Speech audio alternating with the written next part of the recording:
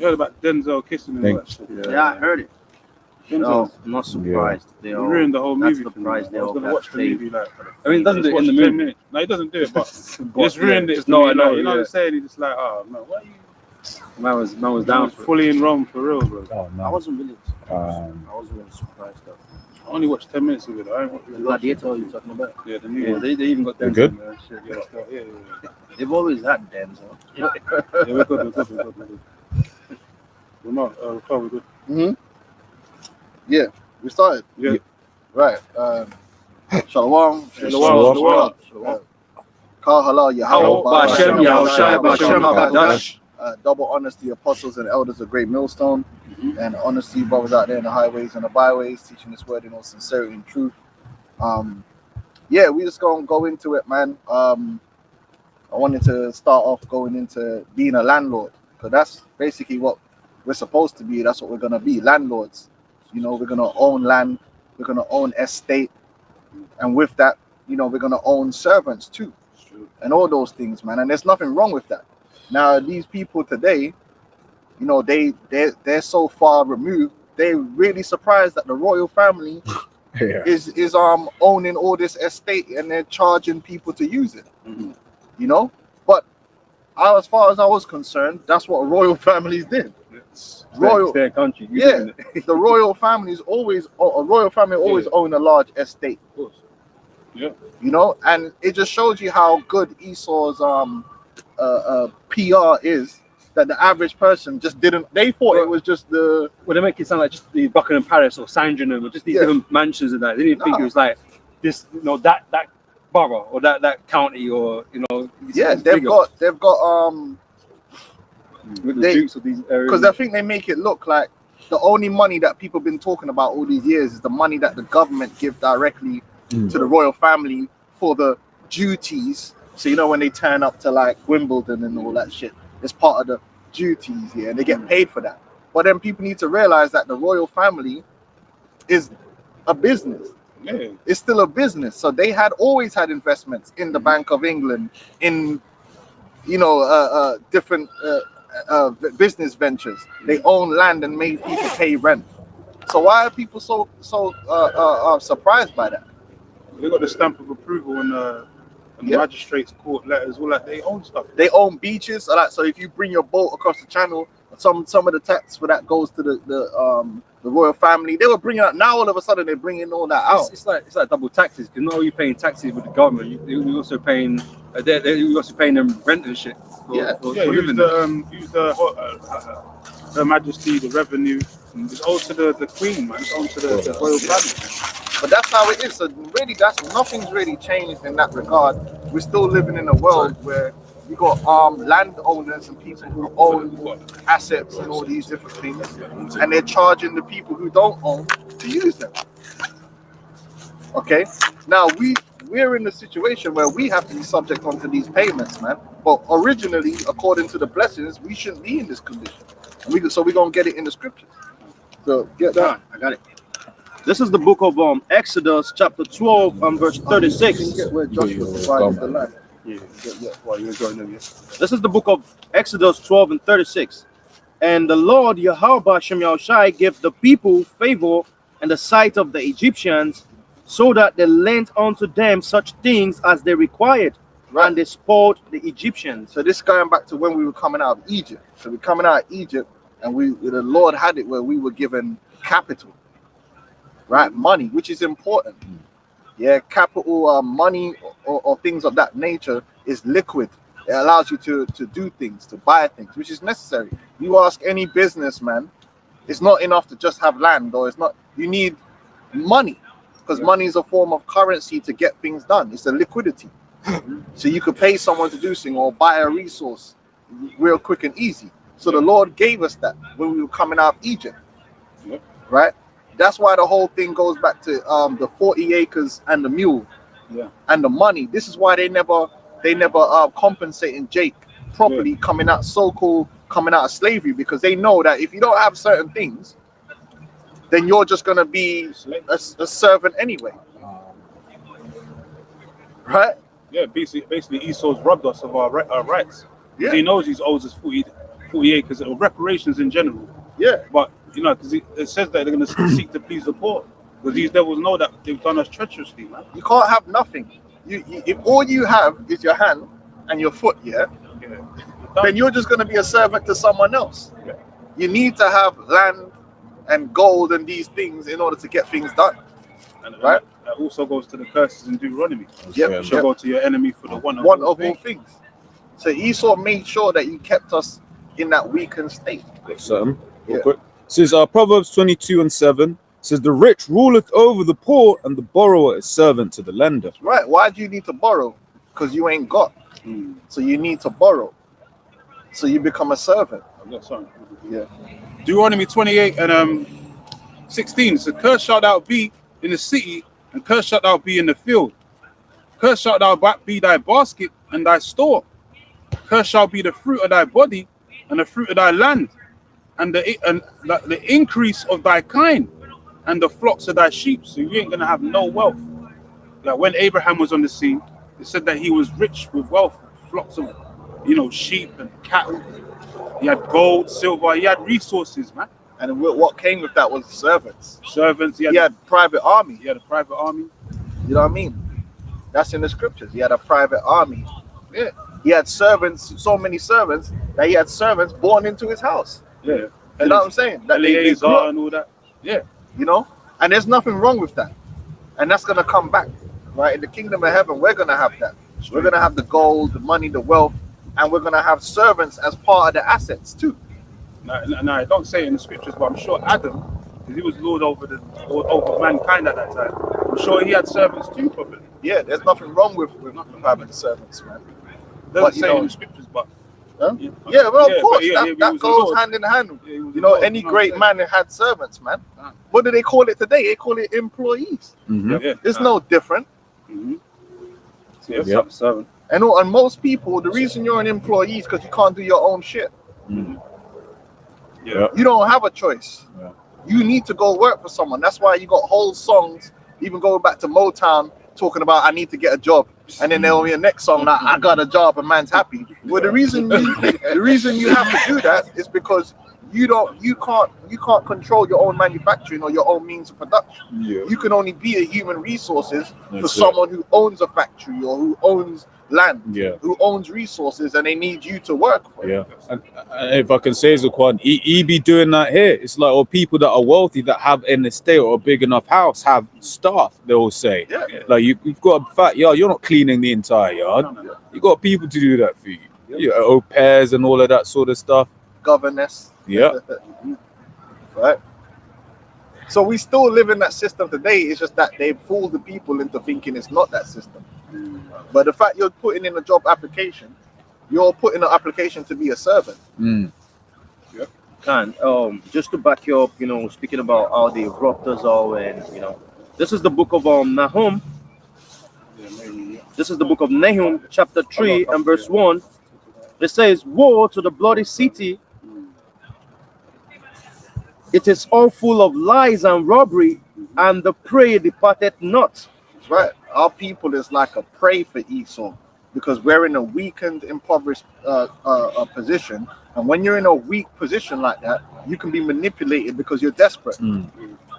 You know, you can be manipulated. Like they can just come in, like with the sharecropper thing. They had to take bad deals. Same thing. Well, I mean, the music industry is the best example of that.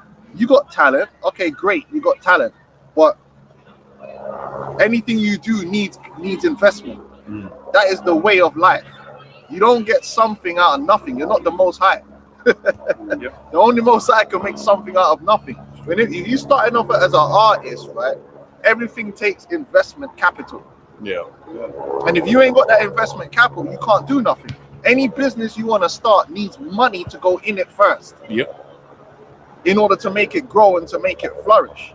So then when you see these music artists, they have to take these deals because they don't have the money themselves. Now, if they had a couple million themselves, Yeah, they could fund their own studio, they could do their own thing. they could do the distribution themselves. They wouldn't need the But the reason they had to go to these labels is because the labels had the infrastructure and the distribution, because these millionaires is nothing to them to invest 100 million into an industry, knowing that further on down the line, and this is another thing, knowing that in 40, 50 years they'll make it back. When you're poor, you can't wait that long. When you're poor, when you're rich, you could buy stocks in something and wait 20 years. When you're poor, you're like under pressure, like, oh, I need to go up now because I need that money. It's a whole different thing when you ball game, when you're wealthy to when you're at the bottom, and when you're poor, you're desperate. I was gonna say, you said the long term, they expect the ROI, the return on investment, and they usually get it. Yeah. One way or another, man. And they don't need no crazy ROI because they already got bare money. So it's just for them, They it's like like, to keep the artists in debt. To them, so they have them to serve. and why do they have to get into debt? Because they don't have to begin with. Same thing with the Dragon's Den thing. Them men are coming on. Why they go into the Dragon's Den? Because they don't have the money to do it themselves, and they need the money to grow. And Just okay, their business. yeah, exactly. You want to come to me? I'm the one with the piece to make it work. Yeah. Or I can wait till you go belly up and come and buy it up anyway. for cheap, which is what they do a lot of the times. Yeah. They let your business fail, come in, buy it up, invest the money because they got the money to invest.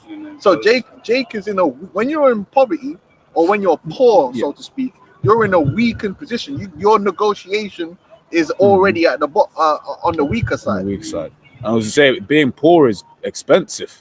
You know, when you look at it, it's like when you're poor, your interest on certain things is higher than when you're richer.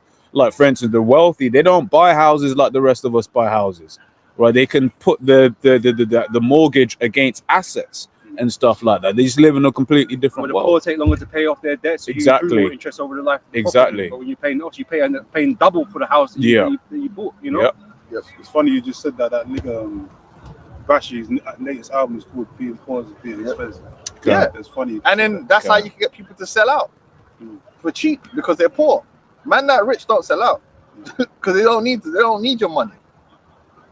They know that they can get Jake to do anything for cheap because they just throw like 50 grand at man, 100 grand. This guy would jump through every hoop. Man would wear the dress. Why man's wearing a dress? Literally, bro. Man's wearing a dress because they're down bad and they want to come up. So they want it for the money. But if man already, you ain't gonna get a guy that's already a billionaire and you come to him and say, yo, you need to wear. Man's like, get the fuck out of here. I don't need you. But that's the position the Lord wanted us to be in the scriptures, to be in a position that the FU money. Yeah, the borrower. Nah, we don't know. I buy you out. You don't buy me out. I negotiate from a point of strength. You don't come over here and try and strong arm me. But again, it's part of the curses, man. You should be the tail and not the head. Yeah. You know, these other nations are the head. Esau is the head of us, man. So we're always following after him. He's telling us what to. He's the leader. You know, and Jake's so desperate. He got all the funds, all the resources. You know when you can say take it or leave it. Yeah, Jake can't. Jake knows if I leave this now, I'm fucked. I ain't getting nothing out of it. And then Jake don't understand that there's a glass ceiling, all that shit as well. You have to keep us at a certain level. And you're never gonna make it in Esau society, but you still got Jake trying to strive to make it. And they like black excellence and all this BS. No, but they can't. Be on Esau's and remember, these Edomites, right? You got whole families of Edomites that are multi-billionaires, and they come together and when they pull their money together, they could do whatever they want. You know. But anyway, keep it going. This is the book of Isaiah chapter 10 and verse 1. It says, "Woe unto them that decree unrighteous decrees, and that write grievousness which they have prescribed, to turn aside the needy from judgment, and to take away the right from the poor of my people, that widows may be their prey, and that they may rob the fatherless." And ultimately, that's what Esau does. His system, his economic system, is ultimately designed to redistribute wealth and money from the poor to the rich. And in return, what they get is the energy of the poor. They get their productivity, right? But the wealth goes to them, and the government does a big job in that, because all these different taxes, right? All these different taxes that they're doing, the elites and their brethren are exempt from them. You're not exempt. Hey, you best believe you're not exempt, because that money's coming straight out of your paycheck, straight up, and they're taxing you like let's say you start trying to make over like 40k in the UK, then they're trying to take 40% from you. But when you're one of them big boys now, they have the loopholes in their system where they can write off this and write off that and get away with paying damn near no tax. I think Subway, who is it? Starbucks don't pay no tax in the UK and all that stuff. But then it's a double fuckery. Now you know how you're getting double teamed on. How? Because it's, I was gonna say, because sometimes they set up other companies that make losses. yeah. Really just making money. And it's in another country. things like this. The shell game, You can't do that. You can't do no shell game, but they can. So straight away, you're not avoiding tax, but they are. Then what they do is they benefit from government subsidies. So they always like to focus on welfare. Welfare ain't nothing, because when you give some single mother or some random person welfare, that welfare money is going straight back to the government or going to the corporation. When you're going into Tesco with that welfare money, Goes back to them. it's going, you got the VAT that is going back to them. Then on top of that is going to Tesco, right? With some of that corporation tax is going back to the government, and the rest is going to the elites. Yeah, some of it trickles back down into wages, which is taxed again. So the system is always taking money from the people, right? Taking money and giving it to the elites, taking your productivity and give it to the elites. The corporate welfare is something completely different. These corporations get all kind of subsidies, right? You had my man that was building the Formula One tracks around the world. Man's a gazillionaire, right? Bro, all that money is government money. He never had the money to build those things. He's gone to the government's giving him money, and then he's used that money to build, and then took the money off the top here. And his daughter bought the most expensive house in America. You look at Microsoft. The government's just giving out licenses to use Microsoft software. Giving out contracts, even during the C19 thing, they were just handing out their cousin contracts here and there. Hold that contract, hold that contract. So the government money. Oh, Elon Musk. I was going to say that Elon Musk is one of the #1 beneficiaries of government money, taxpayer money being given to him. Salakia, that's where the wickedness, because a normal regular man, struggling to live his life, would try to open a small business and then make sure they cripple the They make business. it difficult. You're not getting Even the new tax system that the Labour government set up recently, with the employment laws and that kind of stuff, it's screwing small businesses. And they're crying and boarding because they're making them pay more taxes for small businesses, because the big businesses don't need to. They've got loopholes. They got the loophole. The small businesses, they can't exploit those things. They're not that level, and they got the backing behind them. So it's like if it's a war of attrition, the little guy loses. If it's a war, that's why they call it loss. Like a company can afford to drive someone else out of business by making a loss. And then once they drive them out of business, now they can just put the price up crazy. Uber done that. Uber did that. And it's like, because on what you were saying earlier on about like when you got these bigger, because Uber's a loss-making company, but like the big investors are pumping billions in it for the day that cars become driverless. So then that means they completely lose all of the wages that they got to pay, if you will, and then your overheads, and then they're just creaming off the top, like you're saying. They're playing the long game. But then also on what you're saying as well, that you've got is a great documentary by Al Jazeera called The Men Who Run Football. And it's not really about football. It's telling you about how dirty the money is and how it's all washed through London. London is the place where they wash their money. So it's, the whole thing is a scam, and that's why in this society, the rich get richer and infinitely richer. Beyond understanding richer. Like most people can't comprehend the numbers. The rich are getting richer and the poor are getting poorer, to the point where these men here think if you're on 100k, you're rich. Because it's how down bad the situation is. But the 100k has been divided so much. It's not worth it. Like 100, that shows maybe you how 20, bad 30 it is. years ago, 100k is mad. Not now. 100k is nothing. But the average, everything and that's in London, people think like that. So that shows you all this money coming through London is really only touching a few people on that next level, where them man have got hundreds of millions and money ain't even a thing to them. It's insane numbers that they're dealing with. The whole system is designed that way, and they think that Trump's gonna come in and change that. These people are morons, man. The system is designed to grind the people down because they said you will own nothing. They don't want the people to own anything. They want everyone to be in a weakened, dilapidated, desperate situation. This is the book of Micah, chapter 2 and verse 1. Woe to them that devise iniquities and work evil upon their beds. Then when the morning is light, they practice it because it is in the power of their hands, and they covet fields and take them by violence, and houses and take them away. So they oppress a man and his house, and even a man and his heritage. That's right, and that's how this societies work. Now, our society, in terms of the law, statutes, and commandments, is against oppression. It's about land ownership, right? And yeah, not excessively taxing people to hell. Hell, even in Egypt, in Pharaoh only asked for 10%. Yeah. These men are insane what they're doing right now with the taxation. The most actually, you know, he divided the lands to everyone. You know, each nation had their own portions of lands. You know, but today you have Esau all around the place. You know, buying everything up, not even buying everything, taking it by buying violence, man. You know, and now when Esau comes to places like in Africa or whatever, and he says he wants to build a base or whatever, what he does is it creates a problem there. It creates that these people, they start killing themselves, and he divides all different kinds of shit. And before you know it, Esau actually owns the land, but he gives this land in charges of various chiefs of the land, so the people are still believing like the land is theirs, but really it's Esau's land. You know, like in Nigeria, for example, which is one of the most wealthiest nations in the world with natural resources and stuff. Nigeria is not Nigerian anymore. Like Nigerian is literally, owned by the Rothschild, by the British family, And the people that's there are not benefiting. They don't benefit. They're not benefiting as they should from their own resources. They're just human resources in their own land now.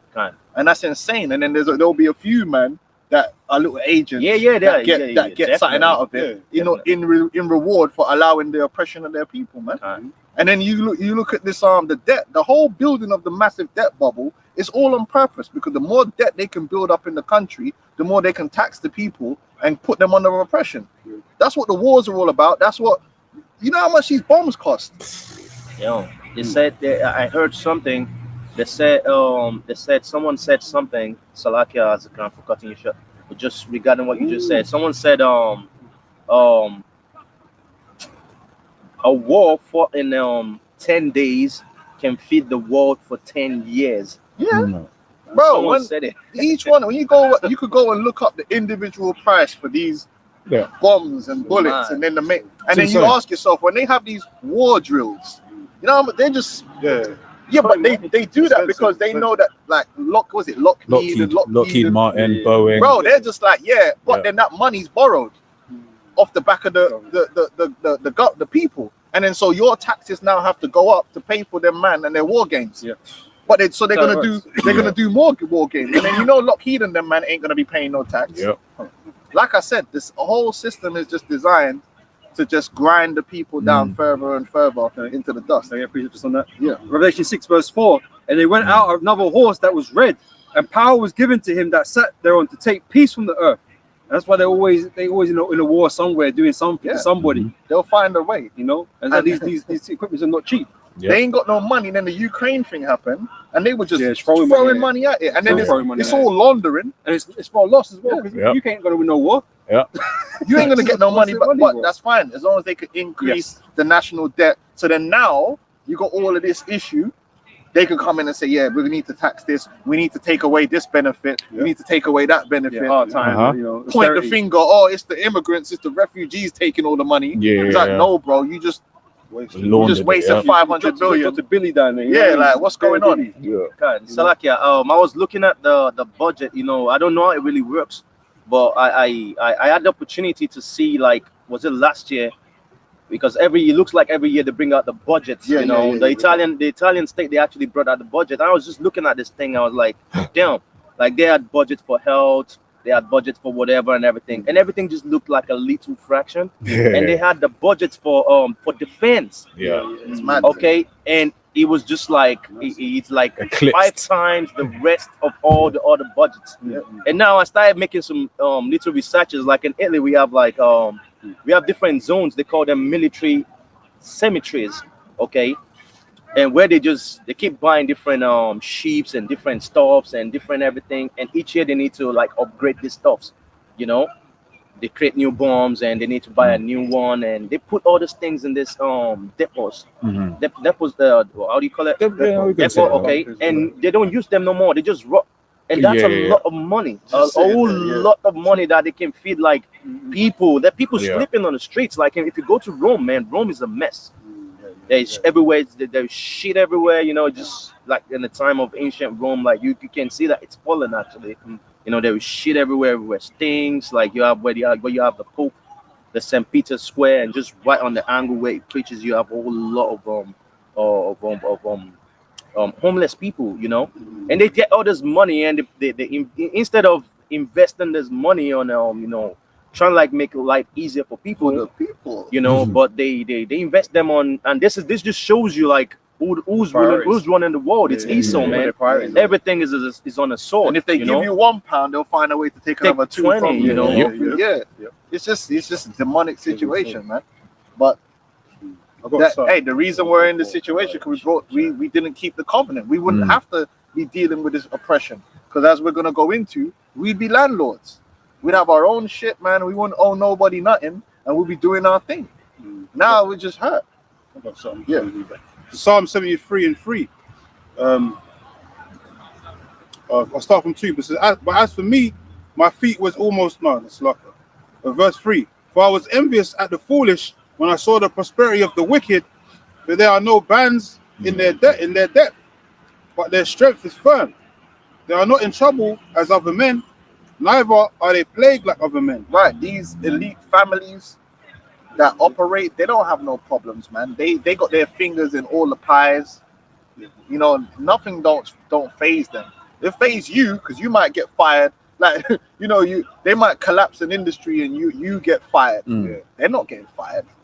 Some other man's losing money. They're not losing money because their fingers are in all the pies. They're good. They don't worry about it. Like, they got all these companies are connected. Like, you look even in the music industry, you find out that all of them are owned by the same entity, so it doesn't matter. So if this one goes loses his business, they still own this one. Like, it's not a problem for them. Umbrella companies. Umbrella companies. These men are fine, man. They own all kind of industries, the coal industry, every industry you could think of, they own. Like, and these are major industries, and they make money, man. Like, people don't even realize that there's tycoons out there that are just chocolate tycoons. They literally they own chocolate production, and these men are balling out of control. They got palaces and all that. You know, because Jay don't realize it could be a concrete empire. Man just making concrete, billionaire. Like, you know what I'm saying? There's just loads of them. They just something you might see as insignificant in life because it's only worth, like, you could buy it for like £1, but they mass produce this stuff. Like, if you control an industry big enough, you're rich. It doesn't matter how cheap the actual good is. If it's an industry worth 100 billion and you earn 20% of that industry, that's 20 billion right there. You're not caring. I was gonna say that's how you got all of them rich ass Chinese, man. It was making them in their little factories, and then over a period of time they started getting more and more.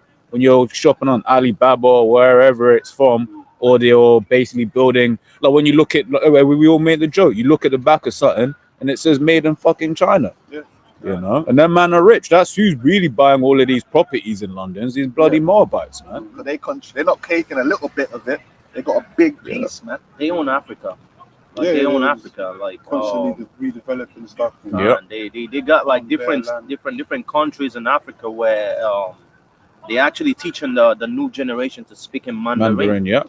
Well, they just opened a port down in Peru. Yeah, they just opened that one. So that one's going to be interesting because it changed a few geopolitical dynamics and kind of starves a bit of the South American trade, which would normally go up to, like, was it California? So they can now do like China, South America. So that's going to be an interesting one as well. I heard they own a lot of land in Mexico and all that. Right. Yeah, man. The Chinese are just balling. You call it rentier economy. These men just own assets and just getting that passive income, man. Khan. You got something? Yeah, you got it. Okay, this is the book of Habakkuk, chapter 2 and verse 12. Woe to him that buildeth a town with blood and establisheth a city by iniquity. And that's, you know what, man, real quick, we could segue into that. You got it's beautiful. You got Trump championing Christianity. He's talking about making America Christian again and all. America was Christian in the beginning, and what did you do? This is the insanity of the hypocrisy, but it's good because now the hypocrisy is going to come full circle, and America's going to go out the way it should go out. Full hypocritical, false morals. Yeah. Because they want to make it look like, oh, we got all these Christian, we're going to go back to Christian values. Bro, your Christian values slaughtered the Native American Indians, yeah? And put the Negroes in hardcore slavery. Where was your Christian values then? That's when you were the most Christian. Now you're going to go back to them values? So what should we expect from you? He was Bunch saying, of he devils. was saying in one of his speeches, make America pray again. Yeah, And he yeah. was promoting the KJV Some Bible. new Bible that them Yeah. man have put together. Yeah. But you man don't live by the Bible. Can I read this quick? Yeah, go on. Psalms 50 verse 15. That's it. And call upon me in the day of trouble, I will deliver thee, and thou shalt glorify me. But unto the wicked God saith, what hast thou to do to declare my statutes, or that thou shouldest take my covenant in thy mouth, seeing thou hatest instruction and casting my words behind thee? Yeah. They have no real interest in what the scriptures is speaking about. They it's always been about their own will, and they'll use the scriptures if it benefits them, and at times they'll disregard it. Which is 99% of the time. Otherwise, their laws, the laws of America, the Constitution. What about the scriptures? Fuck your Constitution. Where did freedom of religion come from? You know Is what that in I'm the saying? scriptures? Hell no. You still got Exodus 12. Khan, I got it. Was it Exodus 12? But that's all right, man. Okay, I Esau is a landlord, and you have to come Water. to terms with that, man. All these Edomites are landlords, man, and it's no different. The nobilities and the royal families still exist. It's just that they don't call themselves royal no more. They don't need to. The Rothschilds is a royal family. They are kings. This is the delusion. The Rothschild are kings. They're a royal family. They own land and assets, and they make judgments. It's just that they do it behind closed doors, and they shed that.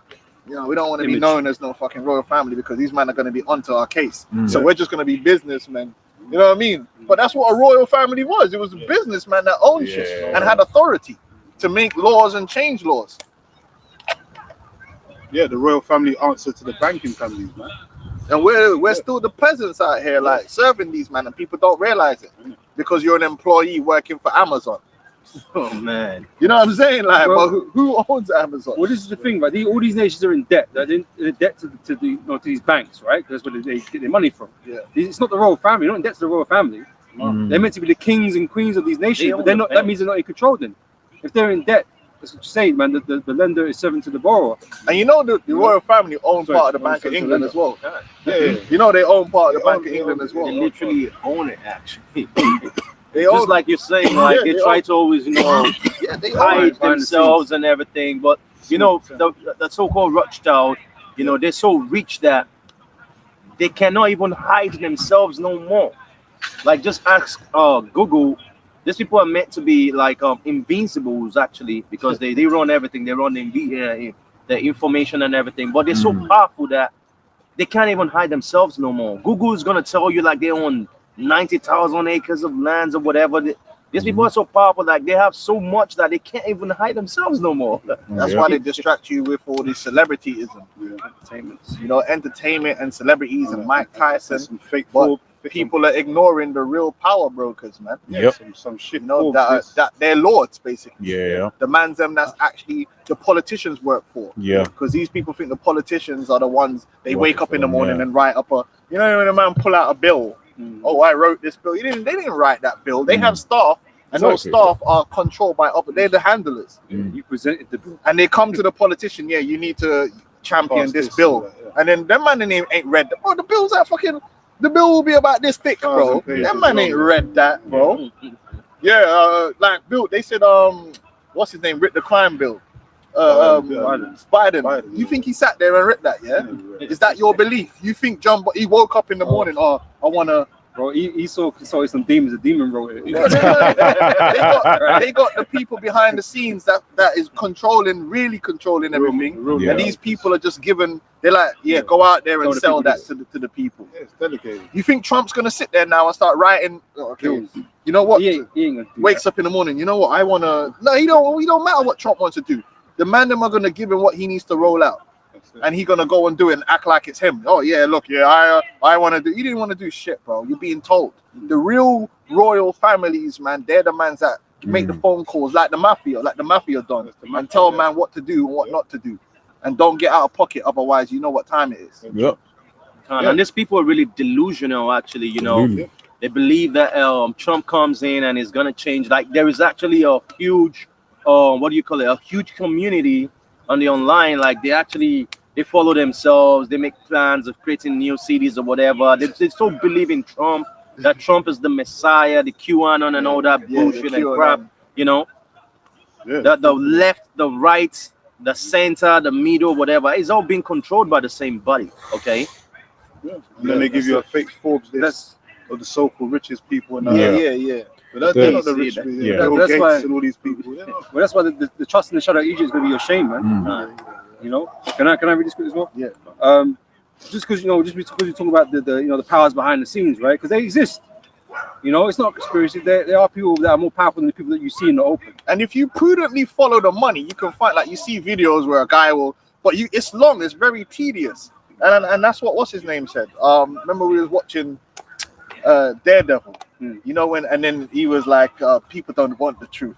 It's very tedious. It is extreme. They've set up a system that if you really wanted to, you could go into the company house. Okay, who owns this company? Okay, all right, look into that company. Who owns that company? And if you really wanted to sit there for ages and go through this and go through that, you start seeing how things start linking back to this person and that person. But ain't nobody gonna be sitting there doing all that. Because you sort of make it complicated. It's complicated. And then he'll throw misinformation out there because it's full of misinformation, right? Yeah. And so you really have to put a filter shit, man. Yeah. And the spirit has to be dealing with you, man. You see videos. I've seen videos where guys sit there and they do that and they tracing this person. Like even with these politicians, you can trace names and shit. You can trace who's funded them, and then you start finding out. Okay, you're funded by this person, and then on the other side, but then these two people have business ventures together. So really, they're both one entity. You know, they're not competitors. No, they're all really. When you get to that level, it all starts coming together like a pyramid. You know? They also exposed like Kamala Harris, who was trying to act like she's a so-called black woman, and she's just an Elamite and connected to the Edomites. And they told everybody that, which shows you the whole thing was bullshit because they're the ones that came on the mainstream media and told everybody that. Yeah. So they wanted controversy. They wanted all that controversy, man. Nothing comes out on themselves. Nothing comes out on the news unless these men they want them to know that. Because they want you to know. Exactly. Because there was a whole thing with like Prince Harry, and there was like people were saying how like he raped a woman or whatever, and then that was on Twitter for like a day, and then they scrubbed that, completely gone, because it was like we're not dealing with this right now. Yeah, they played people well, man, with them characters, and then all of a sudden, remember the characters all hated each other. Now all of a sudden they're handshaking and it's cool, but the people following them still hate each other. Anyway, go on.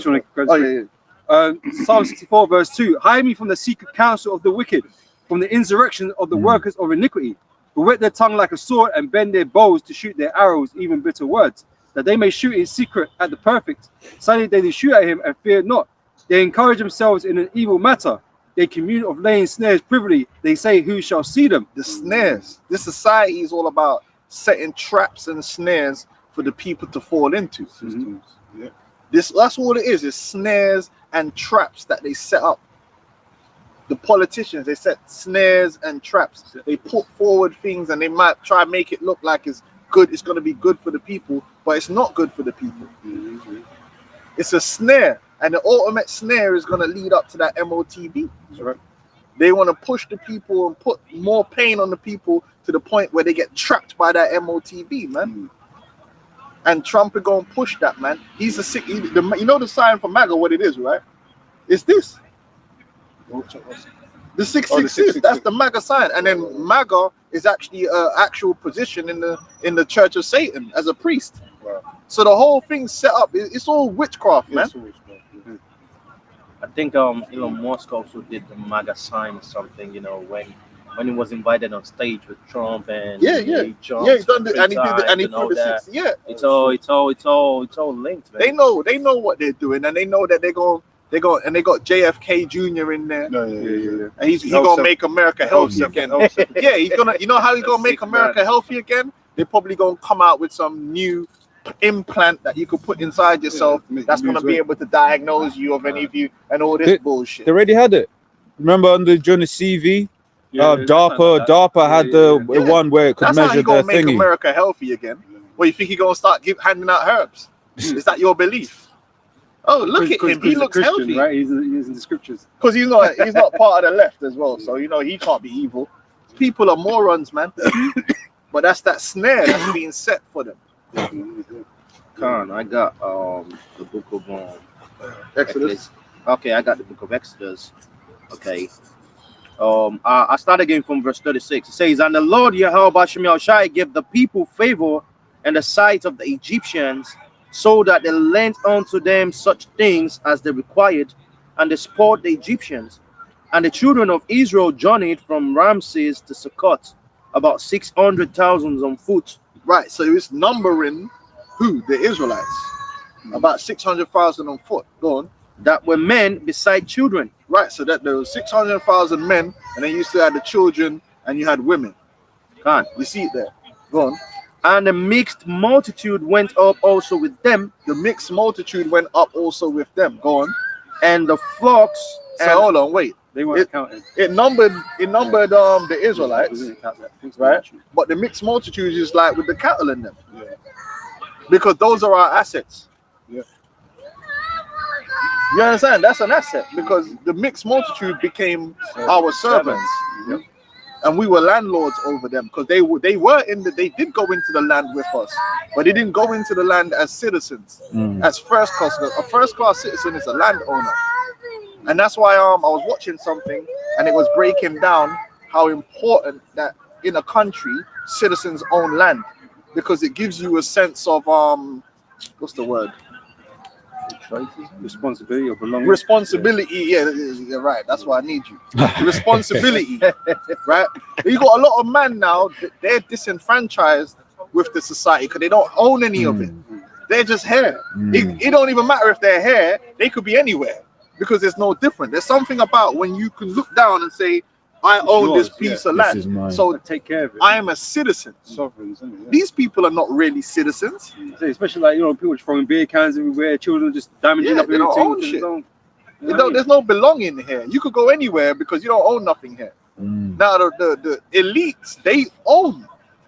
They're invested. This is theirs, right? But the mixed multitude, as we're going to show, they weren't given an inheritance. They were living on our lands. Yep. So then guess what? They would have had to what? Pay rent. They're the Pay employees. rent. They're the employees. So the Lord gave us what? Think about what the Lord did. Yeah, they gave us service. He gave us servants, man, because even it's It was logic. I production. don't know if I heard this from you or so. I believe I heard it from you. You said a kingdom is not a kingdom if you don't have like Subject. Human capital. Yeah, You need human capital to to get things done.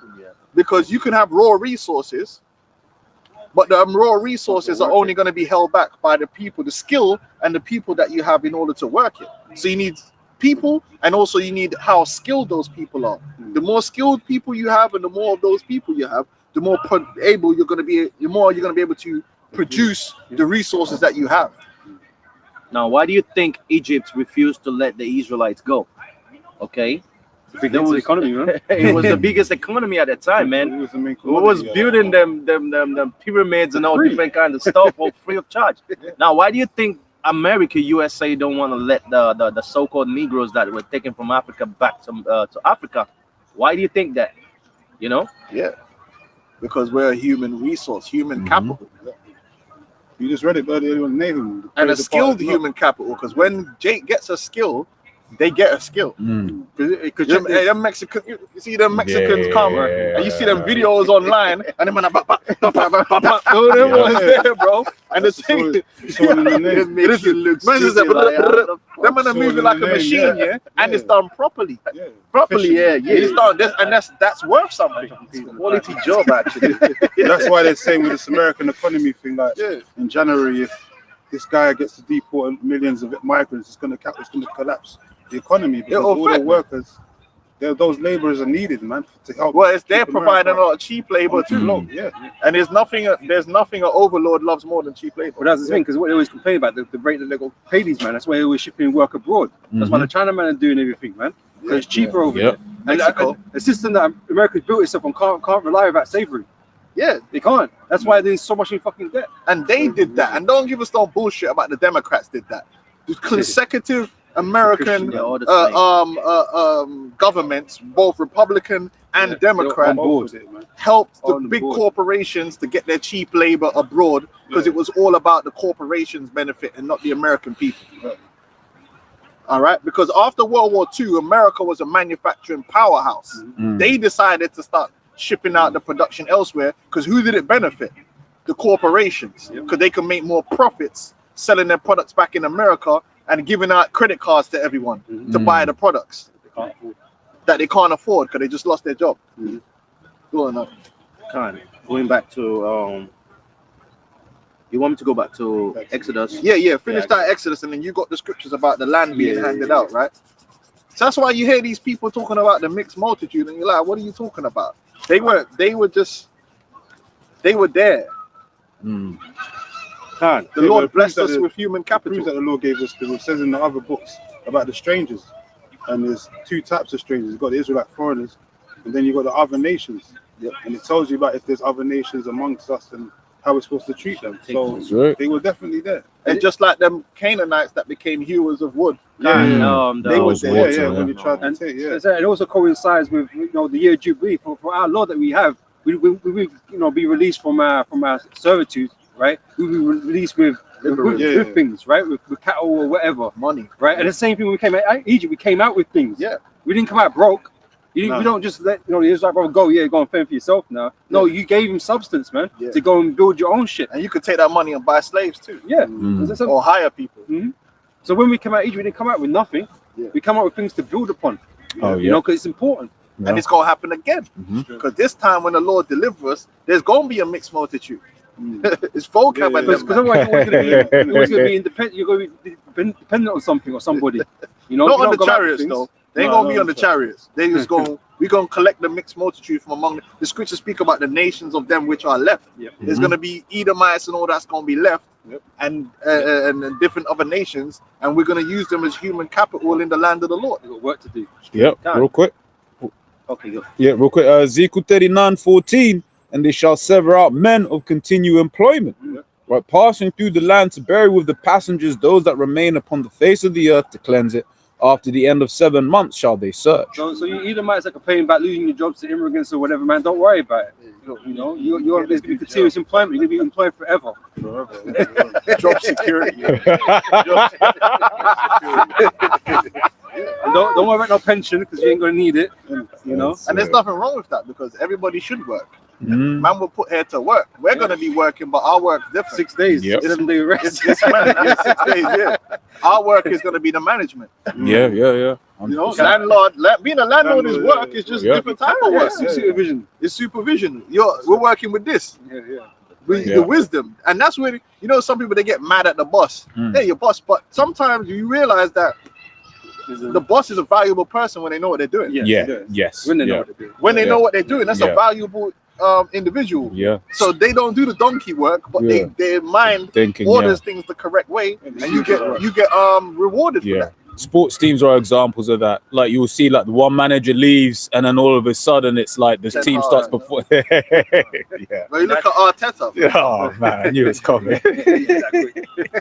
And that's true because what you just said, because I was doing a different job for the same company, and the job I was doing was actually like the dirty part of the job, and now they moved me to the office. And before going to the office, I would look at the people in the office, and you'd have some guys. These people don't do shit, man. You're just sitting right in front of the computer, and when they put me in there, You see, I just it feels like now I'm trying to think again. Maybe it was better when I was outside. Nah, the higher you go up in the hierarchy, there is still things that you're doing because you're using less more of your physical. brain Yeah, more just than less you are physical. using the hard, you know, like you get the architect. The architect has his place, isn't it? But then the mason has his place. But the architect is the brain that's putting it together, making sure that the shit don't fall apart, you know, when they put it, you know. Can't. Yeah, doing yeah. This Yeah, is the the book. king. The Okay, king. so- When the king rules over, a lot of people don't realize that a king has responsibilities and duties, man. Yeah. The king don't just sit around getting his dick sucked all day. And if that's what you think being a king is, then your kingdom's gonna crumble real fast. The king is a judge. The king is supposed to apply his wisdom and manage to make sure that he's putting the right people in the right place, Yeah. to get the job done and make sure everything's working properly. It's not just, oh, I'm the king, Yeah. I'm the lord of the land, you know, so I'm just gonna sit back and get my dick sucked all You day. get guys like Matthew Hancock, you know, Yeah. The ancient Greeks and the ancient Romans did the same stuff, and they lost their kingdom. Yeah. you know? But say you put your friends in positions of Yeah. power. Yeah. You notice that your kingdom don't operate properly, man. Yeah. It fucks up. You don't bother You know? learning how things work. They concentrated more on the fun and all that, and they wasn't doing shit, and the society collapsed. You look and at they lost Solomon. the kingdom. Solomon was a great king. Yep. The Lord gave him wisdom in all things. You couldn't Yep. pull the wool over. Solomon didn't. He said, "Be not ignorant in a small or great matter." Because you know, if you're a king and you overlook things, man will try and pull the wool over your eyes, man. But you, a proper king, you can't come to man. You start coming talking about some industry and think he don't know. It's like, Yeah. bro, I know about that. Mm. Like, you ain't fooling me. So come, hey, furthermore to that, just for trying to disrespect, take this man's head off, man. You thought I didn't know. Yeah, I know your walk times. Yeah. But it's true. A king, if you don't know, if you're as a king, you can't afford to be ignorant because you're overseeing an entire kingdom. So imagine if you got a part of your kingdom that's over there. Oh, don't worry about that. I don't need to know nothing what's happening over there. You do. You're a king. You should know everything that's happening in your kingdom. dominion. Nothing should be ignorant to you. From the sewers upward, you should have an understanding of what's going on because you have to rule over it. And that's what we're gonna be like. We're not just gonna be like dummies, just nah. Being a ruler is actually a job. It's just the highest form of the job, and it comes with the biggest perks. Not like Esau, even though Esau's wicked as all hell, but he knows what's He going on in searches out all society. things. He just mismanages it. Mismanagement. But Yeah, he knows yeah, exactly what's going on in society everywhere on the earth, man. And as you were saying, like the scriptures also say in the book of 2 Timothy, the 2nd chapter, I think the 15th verse, to study to show thyself approved, Yeah. you know, a servant, you know, knowing the right, dividing the right from the wrong, you know. Yeah, and then at the beginning of the wisdom goes back to the scriptures, and that's where Esau's fallen short by not applying the wisdom of the scriptures in his rulership. And you see what's going to happen to him. Yeah, because it says that in Isaiah 24. But a righteous ruler is extremely valuable. It's the most important thing. Yeah, that's why Israel's going to, so it says the power is going to be transferred from, the wicked to Israel, and they're going to be the aristocrats, the best to rule. And it says one that is profitable. So you got to look at it like a business. Mm. You know, the leader of the business is very important. Yep. It's in Sirach chapter 10 verse 1. A wise judge will instruct his people. That's his job, right? Yep. And the government of a prudent man is well ordered. And as the Sure. judge of the people is himself, so are his officers.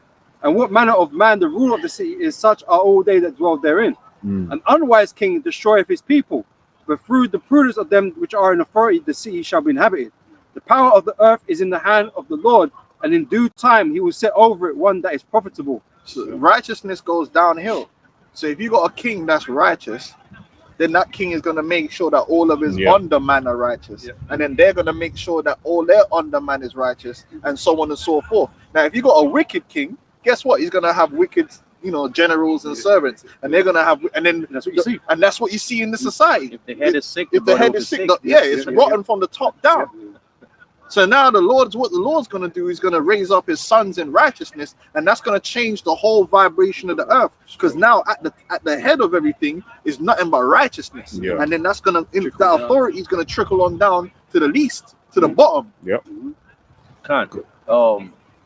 Got preset for me? Yeah. Real quick. This is Wisdom 6:24 in the GNT. It says, "No, indeed, the more wise people there are, the safer the world will be. A sensible king can be depended on to give his people this kind of security." That's right. Oh, man. Yeah. That's That's right. heavy. Because you're gonna do things that's make judgments that's for the benefit of the people. And if something comes up that's not for the benefit of the people, right? A wise king will be like, "Nah, we ain't doing that. We ain't going down that road." Mixing what people are. He's there really to protect the people, to keep That's it. things clocking over, and then he gonna get his due for that. He gonna, he gonna get the moolah. subs. Yeah. And But he- this is the thing. The righteous job of the king is blessed by the Most High. So him doing righteous things, the Most High is going to reward him. Now he gonna get You all know, that. And that's how this, we gonna this be. world don't operate like that. Esau's just all about what he can gain. He ain't waiting for no Yo, blessings. in our kingdom, ultimately the heathen are gonna flourish. Yeah. But guess what? Because the gonna be heathens are servants. flourishing, and we gonna get our pay off the back of that. Wait, we gonna be even more flourishing Yeah. because we just gonna be having all that money coming Well, in. the more productive they are, the better it's for Yeah, us. because we gonna have to get our piece. That's it. Salakia, in time past, being a servant wasn't necessarily something evil, wasn't necessarily something bad. You could benefit. Because you had servants that really they enjoyed their position and they embraced their position the perfect way they had to do it. Okay, take for example the servant of Abraham. Yep. Okay, Yeah. he was gonna be the heir. Yeah. He was almost gonna be the heir. Yeah. Abraham wasn't gonna have no child, and look at what he did. And when Abraham sent him on errand, he did his master's work with all full joy taken and care of. Hey, but that's what if you watch Marco Polo, that's why Yeah. Kublai Khan was like, "What's wrong with this guy?" You don't understand? Man said, "You don't want to serve in my house because to be close. The closer you are to the king is a blessing, especially if it's a righteous king, man. Because there's benefits to that. Yeah. Oh, you I pick was up. gonna mention even King Solomon. What's that Mason? But it was about Albereth. Hiram. Hiram Abiff. Slakia. Hiram. Hiram Abiff. He was like a Hamite, but he was a servant unto King Solomon, and he was doing the bit what he's bidding. He helped to build his house and all that, the He temple. was also a friend to King David. Yeah. And he was a heathen, man. So even heathens was like happy to serve when it was being treated by a righteous king. But you ain't gonna Esau crush you, man.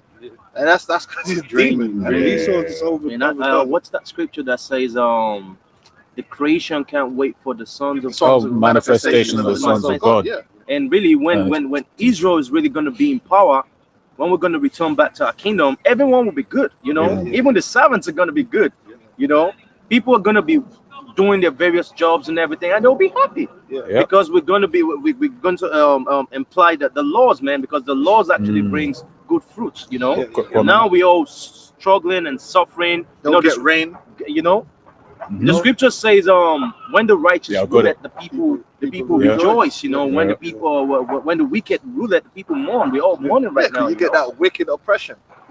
Esau coming in, like putting man in debt for the next 250 billion years. We was talking about it earlier. Infinite debt. Like, We just got that clear example of Spain right now. As I mentioned, the flooding, and the people are revolting because the government's not treating them the way they're supposed to be treated, man. They're mistreating them. So they're out there in the streets rioting and going crazy because the government's taking the piss. and most people Esau, are man. simple. They just want the simple things in life. Yeah. But these lot are making it struggle. Even the farmers are struggling now. Now, November the 19th, about to be a big protest here in the UK. They're talking about locking down the streets with tractors because they're putting hell on farmers. And farmers are simple people. Farmers are actually like, They help, man. farming is almost like a brainwashing Yeah. because it's a lot of hard work you do being a farmer, and Very the little benefit rewards. is not as much as what people think.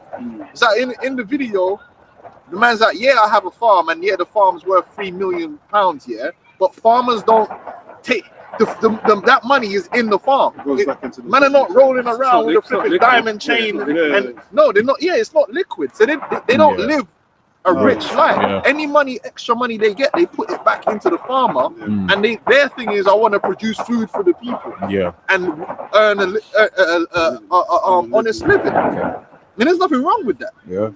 And really, it's really incredible how Esau, actually manipulated our mind, And how Esau actually just, brainwashed the people to just turn away from farming, Yeah. Farming is just a normal necessity, just like you're cleaning your house. essential. That's it. It's essential essential. thing in It's society, yeah. essential, Yeah. You got to treat the farmers good, and then when you got good farmers, family farms, that's where you're gonna get the best food. That's it. Yeah. Because the food, it's just like if you go to a restaurant, this brother, or a bar, the best cocktail you're gonna get is not from a machine that just mixed No, up the no. thing, or Mm, some mm, guy that just trying to make as much money as possible. It's gonna be from the guy who loved. He That's loved it. that what That- he's yeah. doing. every movement, there's And when the he love- details and everything. You're gonna get that good. Yeah. So when you get them farmers that's raising the cattle, that love their cattle and love Mm. the people that's They give around you the them, best they're of the gonna make best. sure them cattle are taken Taken care care of, of, yeah. and you're gonna get the best produce. Yeah. But then if you get some big corporation coming in that only cares about the ones They and the don't zeros, care, bro, you, put in chemicals and Yeah, everything, yeah, let yeah. it grow. and that's what Hurry you're up. gonna get. Yeah. The corporate machine. Yeah. It was better when it was Small actual family farm. hard, the Yeah, hardy yeah. farmer that Yeah. Gloucestershire man's. you know Yeah. that were doing it for the lot, and that's how it's gonna go back to in the kingdom. Yeah. No more corporate machine. It's Yeah. gonna go back to real people with real skills that living by the principles of love thy neighbor. Mm. Do you know what I'm saying? That's Yeah. taking care of their fellow man, obviously for profit, but you know what I'm saying? Not like how this society That's is. it, No. Under the principles of Yahweh Shai, we're gonna go back to doing things with love, Right, man. right, yeah. And when you do things in love, everything's better. God. That's why it says in Isaiah 24, the earth is defiled under And the the inhabitants. inhabitants Yeah, thereof. because it's That's it. cold and evil. Esau's made everything just evil. All people care about is just to make as much money as possible, and they don't care who they fuck over to do it. Mm. They'll sell you product knowing it's gonna kill you and your Yeah, kids. They don't yeah, give a fuck. yeah, yeah. As long as I can make that money, dog. Yeah, capitalism. Yeah, that Frank, it's that what's his name? That Snowfall spirit. Oh, yeah. I keep getting them shorts. Man, I just need a key. Bro, what? You selling crack, bro? How you gonna sell a crack with love? Oh man. Senior people Oh, man. rung out. Yeah, like that shit's evil, man. That shit's evil. Nah, man. Yeah. We're not promoting that, man. Let's go back to how it's supposed to be. You make Yeah. clothes, you make clothes with love. Not just this mass-produced clothes, and they make the clothes to actually break apart, so you have to come back and Built buy in more. obsolescence. With And the- then meanwhile destroy the environment while you're doing it. yeah. It's all mixed fabrics anyway. Mixed fabrics and that. The money, the money Yeah. can't. That side of the sons of God need to be rooted. Well, to be yeah. like, no, that's not how we do things, man. Khan, and you said something really important. You said people are going to be turned, to love their jobs. Back Yeah. in the time, you would have like lineage of families that are actually that's the profession. shoemakers yeah. or whatever, And they love it. and they love it. They pass it from generation to generation. The son grows That up, was their he skill picks set. it up, and And But they got now- that skill. They got love the skill. They love it. Like when I went to, how you say it, Venice? Venezia. Venice. Venezia. Venezia, yeah. See, brothers is global out here. Yeah. When I went there, I actually paid to go watch they call it the Moreno glass blowing. Murano. Okay, Yeah. I can tell you a little Yeah. story about that. If you are okay. Yeah. The Murano glass story actually. Now, if you go to Murano, it's there's a couple of islands, and they're on the side of, they call them the Ghetto of Venezia. And now, if you go to the root word of ghetto, it actually tells you that this is. Let me just get it real quick. Ghetto. And this just shows you that. What I want to say is those were Jake's actually. That was their practice. Let me get the meaning of ghetto real quick. Yeah. Anything to do with the ghetto is definitely Khan, Jake involved. this is Google. According to Google, it says a poor urban area occupied primarily by a minority group of people, the Jewish quarter in a city. There you go. So then you have families of Jake and this Murano, Yeah. and their major occupation was the glass making. They had this unique style of putting color glasses and all that, and they made it perfectly well, even to this day. Yeah, I saw it, man. That's Man made what I'm a Ferrari horse in front of me, man. He was just blowing it up forwards, you know what I'm saying? And it was crazy. I was like, and it was skill. Yeah. God, Now they want a machine to do to everything. do everything, Nah, It's man. really Let's is- go back to tools is useful, but it should really be the man that's in control of the tool. Like before, they could make a boat. I was watching one video. There's only one man that can still do it. Just a hatchet and make a boat like one of them Viking boats. I don't know if he's probably dead now. Actually. But yeah, you just take a hatchet, and it's perfect, blood. It just perfectly make it. You know, there's something to be said. Now it will be all flipping 3D printed, made out of some fucking next bullshit fucking That's gonna incriminate the ads, gonna kill the ads, and do all different kinds of. And most of those machineries that they're bringing out today, you know, they cost more arms than good, man. You know, they're gonna print everything looking perfectly for you, print your shirts and everything, but they emanate different kinds of radiation that fuck your mind up, you know. Yeah. And Different energies. The biggest cost is human productivity, man. Yeah. They're getting rid of humans, and you got Elon Musk, you know, out here acting like, you know, he's the savior of the earth, but he's very prized to depopulate the earth pretty much. and take away a man's skill because you ain't gonna have no work. Yeah. A man is supposed, like you said, you know, it's true what you said. A man can take pleasure in his work and pleasure, no matter what job you is, you can take pleasure in your work. But this society, most people hate their work because they don't really see what the benefit or the productivity of it is, and it's all cold and corporate. It's not local. You're not doing it for people that you know and appreciate and love. It used to be that, you know, you were doing things and you knew the people you were doing it for. You know what I'm saying? They were local. You know what I'm saying? Like, you had interaction. You had interaction with you these saw people. how your work actually made the man's life better. Yeah, you man. know? Exactly. Now it's just like, boy, just you're in a factory, make this. It's gonna go into a box and ship it off the man you don't know. It's just it's just a mad society. If I could say as well, so when you got machines, they don't get inspired. As in what I mean by that is with your hands. And then and then would you call it something in your mind would just be like, yo, let me try to do it this way. And because spirit working with you to just be like, okay, if I do it this more efficient. Well, food is the biggest example of that. Yeah. And everybody knows that grandmother, like my grandmother, man, she cooked with love, man. So whenever you eat, whatever you get that, you taste the love in that, man. She wanted to take it for others. Yeah, she wanted, you know. So hey, people don't cook with love no more. They don't cook with love. Man. This is it. If I go to a restaurant, you can tell if the person is cooking with love or they're just throwing that shit out there. You know what I mean? They don't care if you enjoy it or not. Yeah, it's just like it's some carbs. It's like from the Matrix. It's got all the essential nutrients. Like McDonald's ain't cooked with love, bro. Oh, hey, man. They don't love buns in McDonald's, bro. Half of the shit that you go to these places is microwave on the spot for you, man. Drop the fryer. And you see it. They don't hide it no more. You don't proper. Throw that burger into the microwave. Drop the fryer down. I was going on YouTube. You had this guy, some old pizzeria. You see, man, they're like, and it's like, listen, you gotta have this ingredient. And man tried to tell him something like, oh, you do not say, no, man, you can't give people that. You can't give it to people like that. You know, I get vexed when it's not even stacked proper. You know, like a burger, it's not like in lines and that. It's like, what you do, man? It's all slopside and shit now. You fucked up, man. You gotta have love with whatever you do, man. Right. And Esau's taken the love out of everything, and it's very fake now. Everything's fake, and people want to fake the love. Oh, God. There's a point I want to bring out. Like, if we go back to the time when Moses was being instructed to build the temple, you know, the Most High actually gave certain men some skills, you know. Yeah. And this, the Most High could actually, like, he could have done everything miraculously, you know, the AI stuff, you know, hey, boom, you know. But the Most High actually gave certain men the skills, you know, and these skills was being passed, you know, and they made everything look good because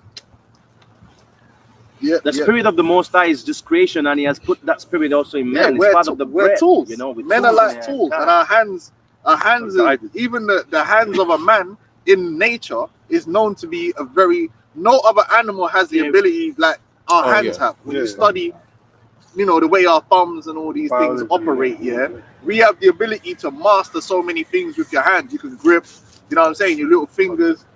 There's a lot, man, because we were designed to do things, man, and do it well. All right, and we still got. Let's finish up Exodus 12, and then you got. Did we finish that? Yeah, I wanted to. Okay, and then you got the scriptures on the land, yeah.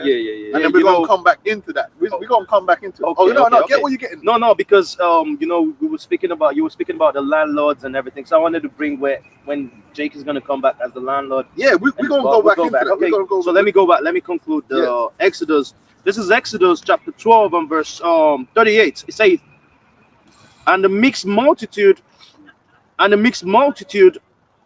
went up also with them, and flocks and herds, even very much cattle.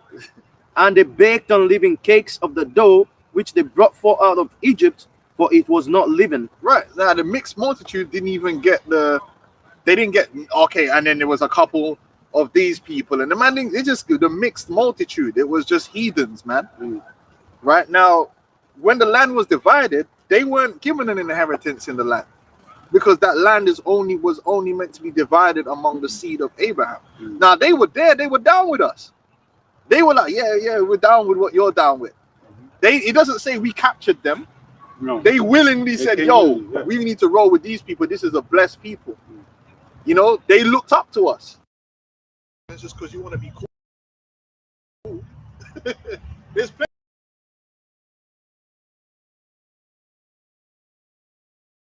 Man, they go see Giggs, they go pay to listen to Giggs rap.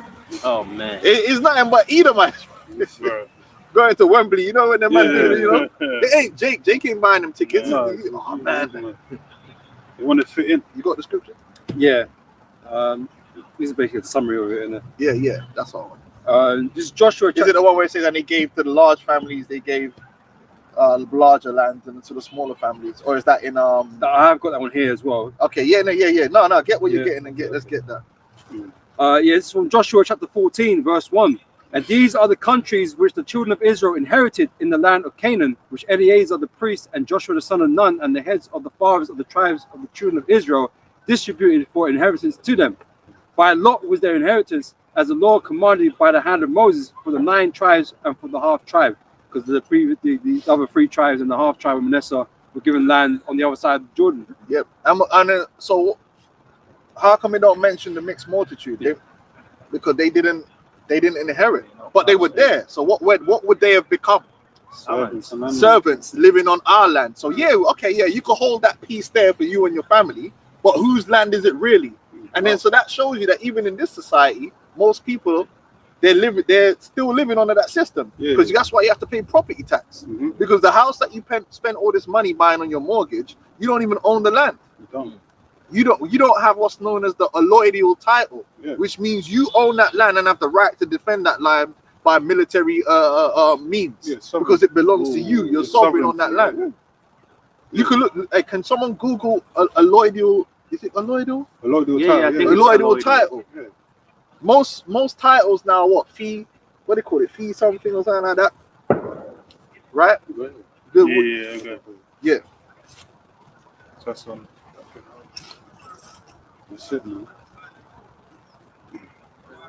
We never pay no land tax, man. Okay. So on Wikipedia it says shit is alloidial funny, man. title constitutes ownership of real property, land, building, and fixtures that is independent of any superior landlord. Yep. Alloidial title is related to the concept of land held in alloidium, or land ownership by occupancy and defense of the land. Right, defense of the land. That's why your man will have his sword. That you'd have the right to bear arm because you got your land. That's why in the scriptures there's no law about. They don't even mention it. It goes without saying. There's no law about weapons at all. Is there a law about weapons? Ain't no law for weapons or against weapons, because it goes without saying. Yeah, man can have his sword or his axe. That's a given. Like, what the hell? Like, because man might want to run up on your property, bro, and then you got to show man what time it is. You got to bury man on that property. You know what I'm saying? Right? Yep. So that's what we receive. We receive land by entitlement, by inheritance, man. Large land too. More land enough that your children and your children's children and your children can still live in that land, and you can live off that land and live on that land without having to pay rent every month. The only thing we paid in ancient Israel was a levy to the king and a tenth to the priest, that on your increase. So it wasn't no property tax. It was on your productivity. Which is different. Back in Joshua chapter 14, verse 3, for Moses had given the inheritance of 2 tribes and a half tribe on the other side of Jordan, but unto the Levites he gave none inheritance among them, because they had the cities inside the other tribes, right? But the Levites never paid rent. So then they would be living on the land, but they never paid rent to live on the land. and they weren't servants either. They were ministering the law among the people. Verse 4. So for the children of Joseph, for the children of Joseph were 2 tribes, Manasseh and Ephraim. Therefore they gave no part unto the Levites in the land, save cities to dwell in, with their suburbs for their cattle and for their substance. As the Lord commanded Moses, so the children of Israel did, and they divided the land. Then when you quoted, I think the Numbers. Yeah. Well, even like you mentioned, because we even had the high holiday, the Feast of Tabernacles, or Feast of the First Fruits, Slakia. Yeah. When you have to give out your produce. Yeah. You know, we even have a tribute in Israel for when we make produce and how you're supposed to give that away to the, dedicated to the Lord. Yeah. And the agriculture is at the core of any kingdom. It's at the core. It's not the only thing that, as we're going to show you, it's not the only thing people did. Obviously, you can't just have food. You need clothes and furniture and all these different things. But it was at the core, and you need land for that. So this is from Numbers chapter 33. Let's see. I just got the point, yeah. Verse 54.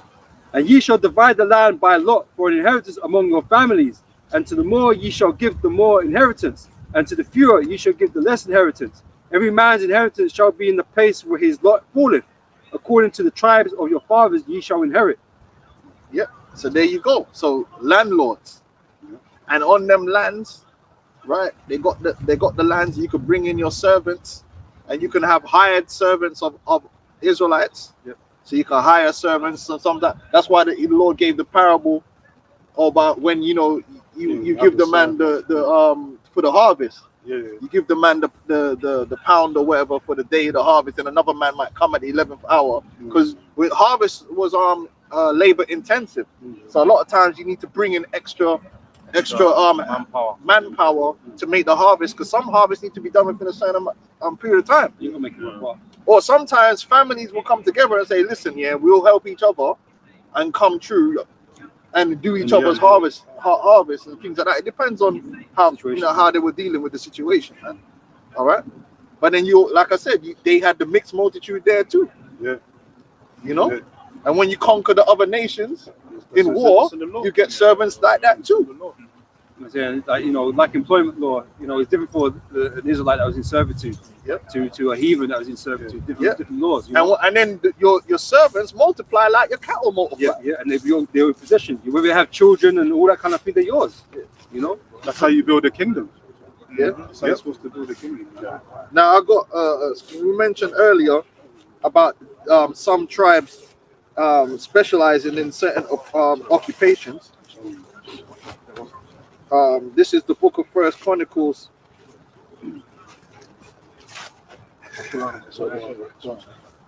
First Chronicles 4:21. It says the sons of Shelah, the son of Judah, were the father of Lekah, and Ladar, the father of Mareshah, and the families of the house of them that wrought fine linen of the house of Ashbel.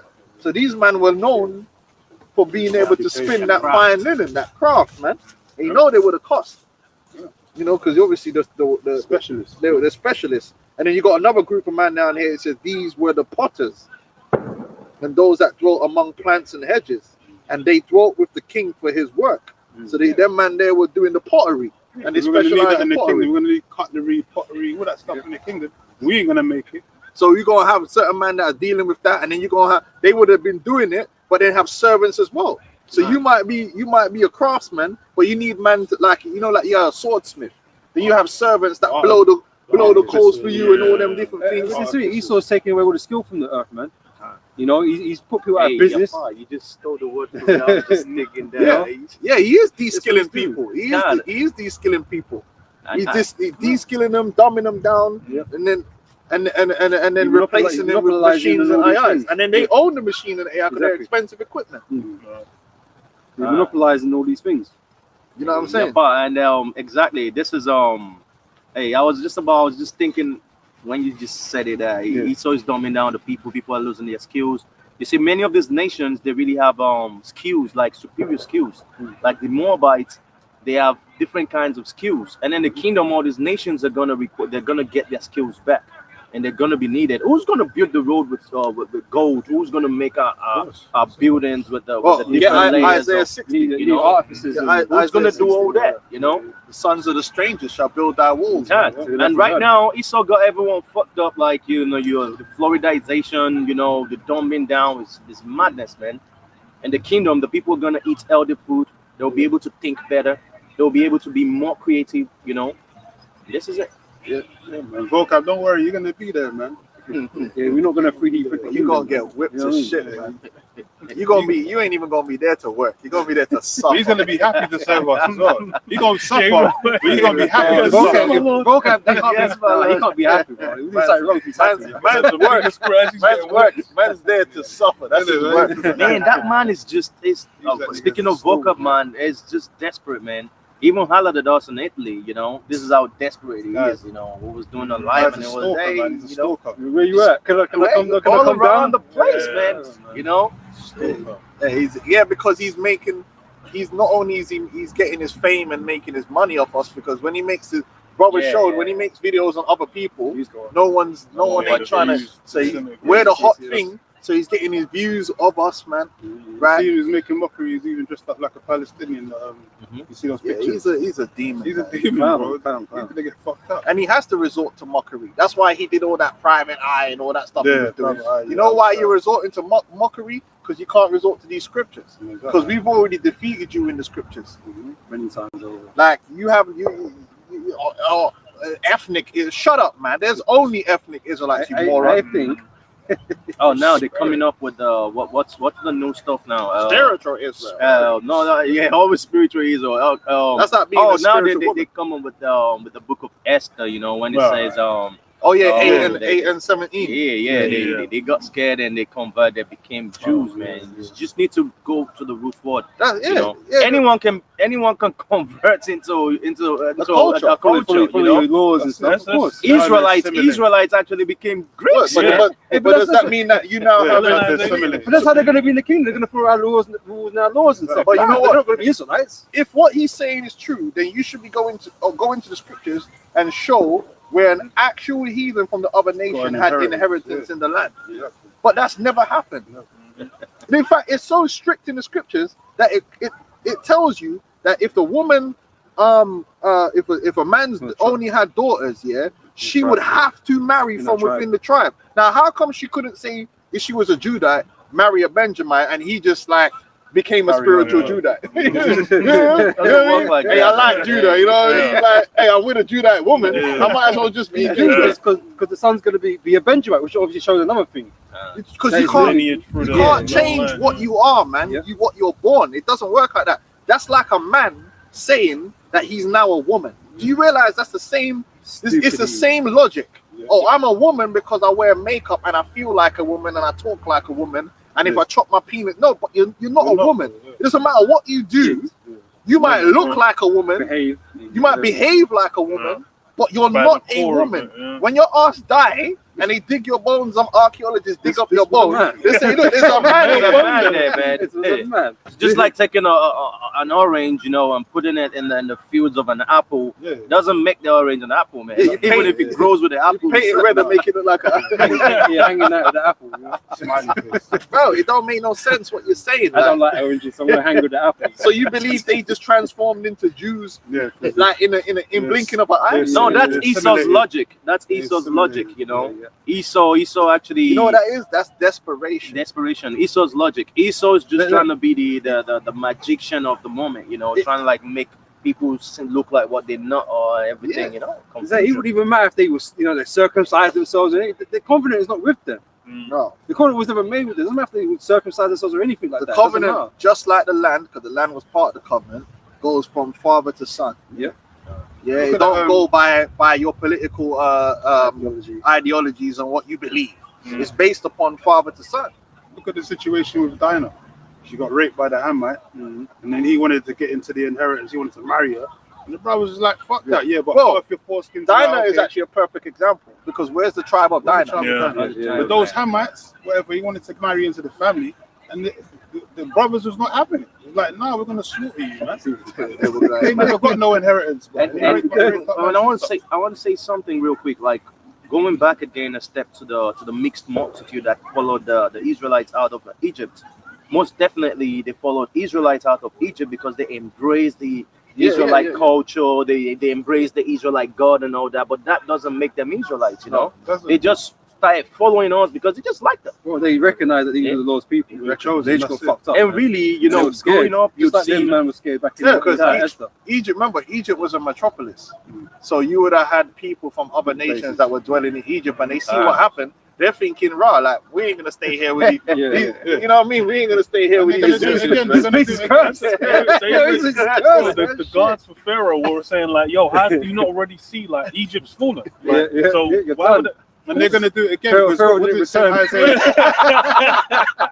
They're gonna do it again because what does it say in Isaiah 2? Let us go up to the mountain of of God, Jacob, and we're gonna follow learn his his ways. people and follow his laws. So they're gonna follow us again. That's right. Well, Isaiah 45 is surely God is in thee, man. Yeah. You know what I mean? They're They gonna got have choice. to. They ain't no They choice. don't become us. You know, they don't become part of us. They're going to learn from us as heathens. You know, Yeah. because separate still. the laws are perfect. Actually, you have laws on everything. You know, the laws is just like the manual to the earth.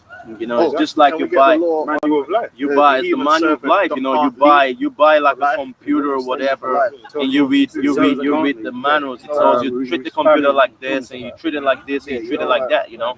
Now look, we're not making use of the manual of the earth, which is the laws. Actually, look how messed up everything is. So in the kingdom, the other nations are all they all need to learn the laws. You know, so they can know how to treat the land. You know, treat everything. You know, right. It says it in Romans, man. Earnest expectation of the creature, God.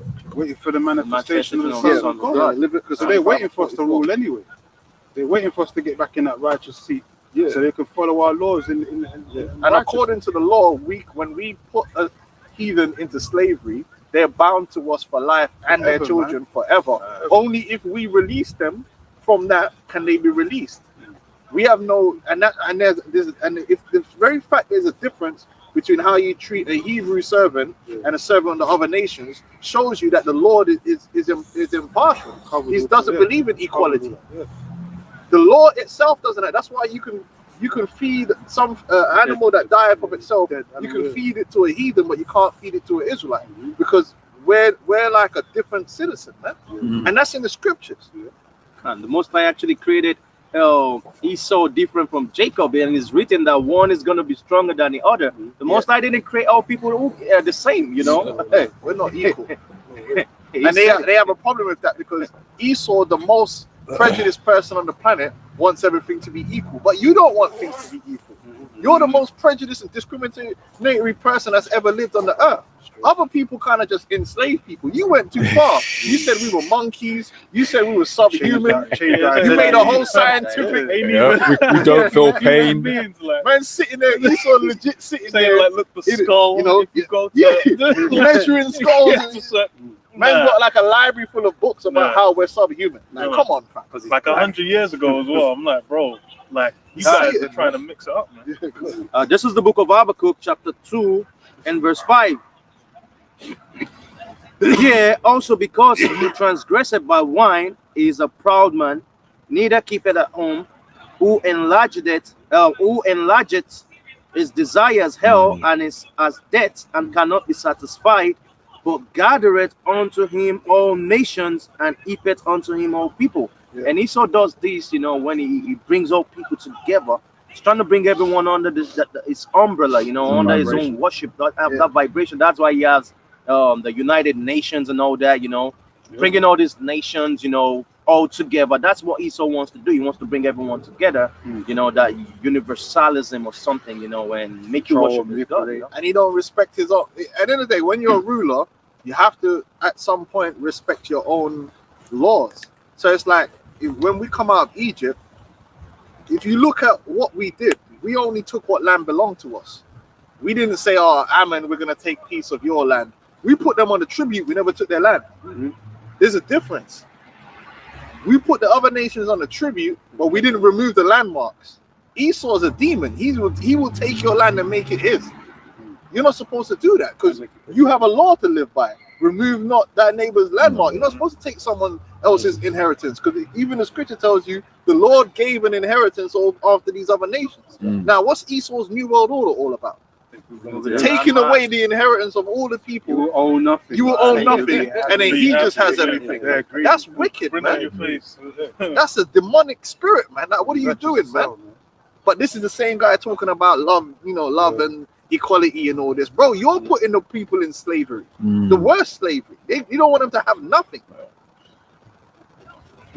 Did we have Isaiah 60? Isaiah 60, yeah. Isaiah 60, okay. But then there's, I know you got science, so give me whatever you got. No, I got Isaiah 60. Isaiah 60, just to the point, yeah.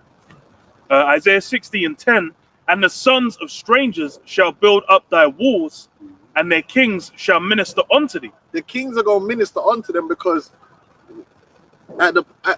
even when we let these nations, some of them, not all of them, some heathens are going to live with us forever, because it's not like they're going to be there in the land and then we're just gonna let all of them go back to their lands and they serve us via satellite uplink. Yeah, email. No, some of them are gonna have to go, but then some Pocket. of them are gonna stay. Yeah, they're gonna be perpetual slaves. Because they're gonna have your house. I was gonna say house, nigga.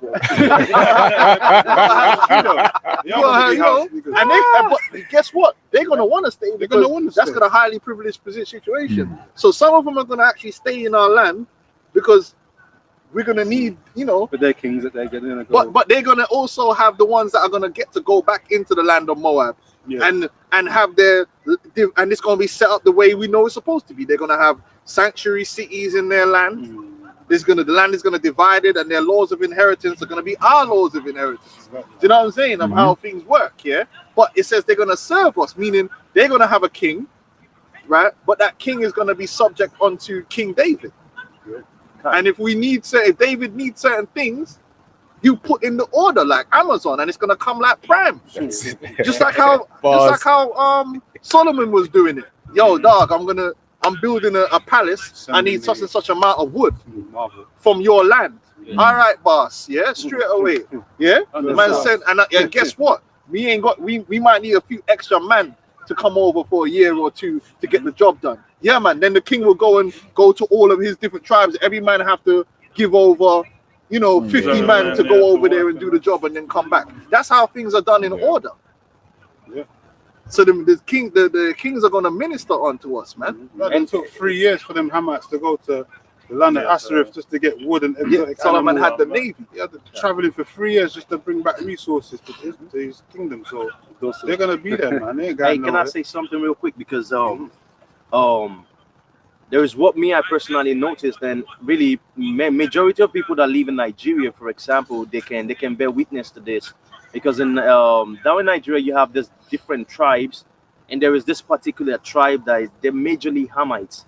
They have a different spirit and everything, and these people naturally they just want to be of help to Jake. Like they just naturally, like if you go to Nigeria, for example, people that are doing like the gate watch, the cleaners and all that, it's this people, and they just want to be around Jake. Like they just love Jake's vibe. They want to help Jake. And they're happy with the jobs they do. Yeah. What's wrong with that? There's nothing wrong with that. They're gonna get the square meals. They get the square meals and all them things there. God, bro. Yeah, but these men, they're gonna suffer and we're gonna punish them. Yeah, but overall, they're gonna be dealt with all right. Yeah, but Vocab Malone acting like Esau's done any better than what we're saying. Esau's done nothing but punish and torture the people of Earth perpetually, and he don't even want to ease off the thing. He's he's going more hard on the people, man. He's a demon. Then the hit with the Man talking about the third world, and they be on Twitter laughing, the third world, and now they say if you import the third world, your third world is the third world because of you. Yeah. You created that mess. That used to be the first one. That used to be the first one. That's what I'm saying. Like that was the most prominent places on the earth.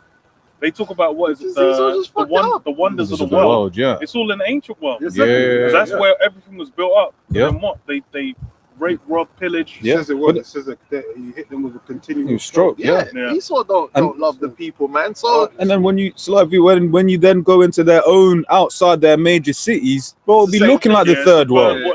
I remember the Apostle Tahar did the video. He was driving a couple of months ago. He was driving. At first, I thought that was like some hurricane hit place, man. I was like, right, is that America? Yeah. It's called out of sight, out of mind. They're out there, you know, they don't really give a damn. It's part of the witchcraft, though. You know, because it's like, you know, you got that saying that them Afrocentric guys say, "Oh, the Africa they don't show you." Well, there's a whole Britain they don't show you. There's whole America they don't show you. So then people, and when they do show you, it's either where Jake lived, or they'll make it seem like some kind of low life council state. It's just this one place. It was like, nah, this country's through, man. America's the through. prominent parts of England are very small. Yeah. Very small parts of England are It's prominent. getting smaller, and it's getting the parts where it's getting smaller and smaller. Man. And look up north, man. Yeah. They down all the way back. That's why them man are trying to kill every foreigner. Yeah. Them man are That's why they were protesting, isn't them man are on Twitter hurt, bro. That's Yeah. why they was protesting, man. They ain't got no jobs up there. They just messed up, man. Bro, I remember watching. They see Raheem Sterling and they just Trying to get mad. Bro, it's like they were doing documentaries, and it was like one guy was taking like a train for an hour to work at Tesco 16 hours a week. I was like, bro, like, and he was like, yeah, that's the only job I could get. I was like, bro, these men are done, man. down bad. Damn. Yeah. Well, are you done with the precept? There's a bit more. It says, 60. and their kings shall minister unto thee, but in my wrath I smote thee, but in my favor have I had mercy on thee. Right, so part of the mercy that we're going to receive is having rulership over these other nations, right? And Volkan Malone and them, they want to make us look like we're crazy and we're evil for saying these things, but it's actually in the scriptures. Part of the mercy is us going back into a royal statehood, going back into the way of being a landlord, right? And we're going to have servants, and we're going to have these other nations, and they're going to be coming in supplication and ministering unto us, man. All right? Done. This is the book of Isaiah 14, and I start from 1. For the Lord Yahweh Shem Yahushai will have mercy on Jacob, and will yet choose Israel, and set them in their own land, and the strangers shall be joined with them. Right, the stranger that's going to be joined with them is talking about the Israelite foreigners. It's foreshadowing because Israel was going to be scattered among the nations. And they shall cleave to the house of Jacob, and the people shall take them and bring them to their place, and the house of Israel shall possess them in the land of the Lord for servants and handmaids. That's talking about the other nations. They're going to be servants and handmaids, employees. Don't possess them. They're going to possess. They're going to be property, man. And they shall take them captives, whose captives they were, and they shall rule over their oppressors. We're going to rule over our oppressors, man. And you can't deny that you Edomites are our oppressors, man. So you're definitely going to be ruled over. That is undeniable that you have oppressed the so-called Negro, Hispanic, and Native American Indian. Even if you want to go into the Americas, because a lot of men are ignorant to the way the Americas work. So they think, oh, well, you know, well, the Mexicans have their own country. No, they don't.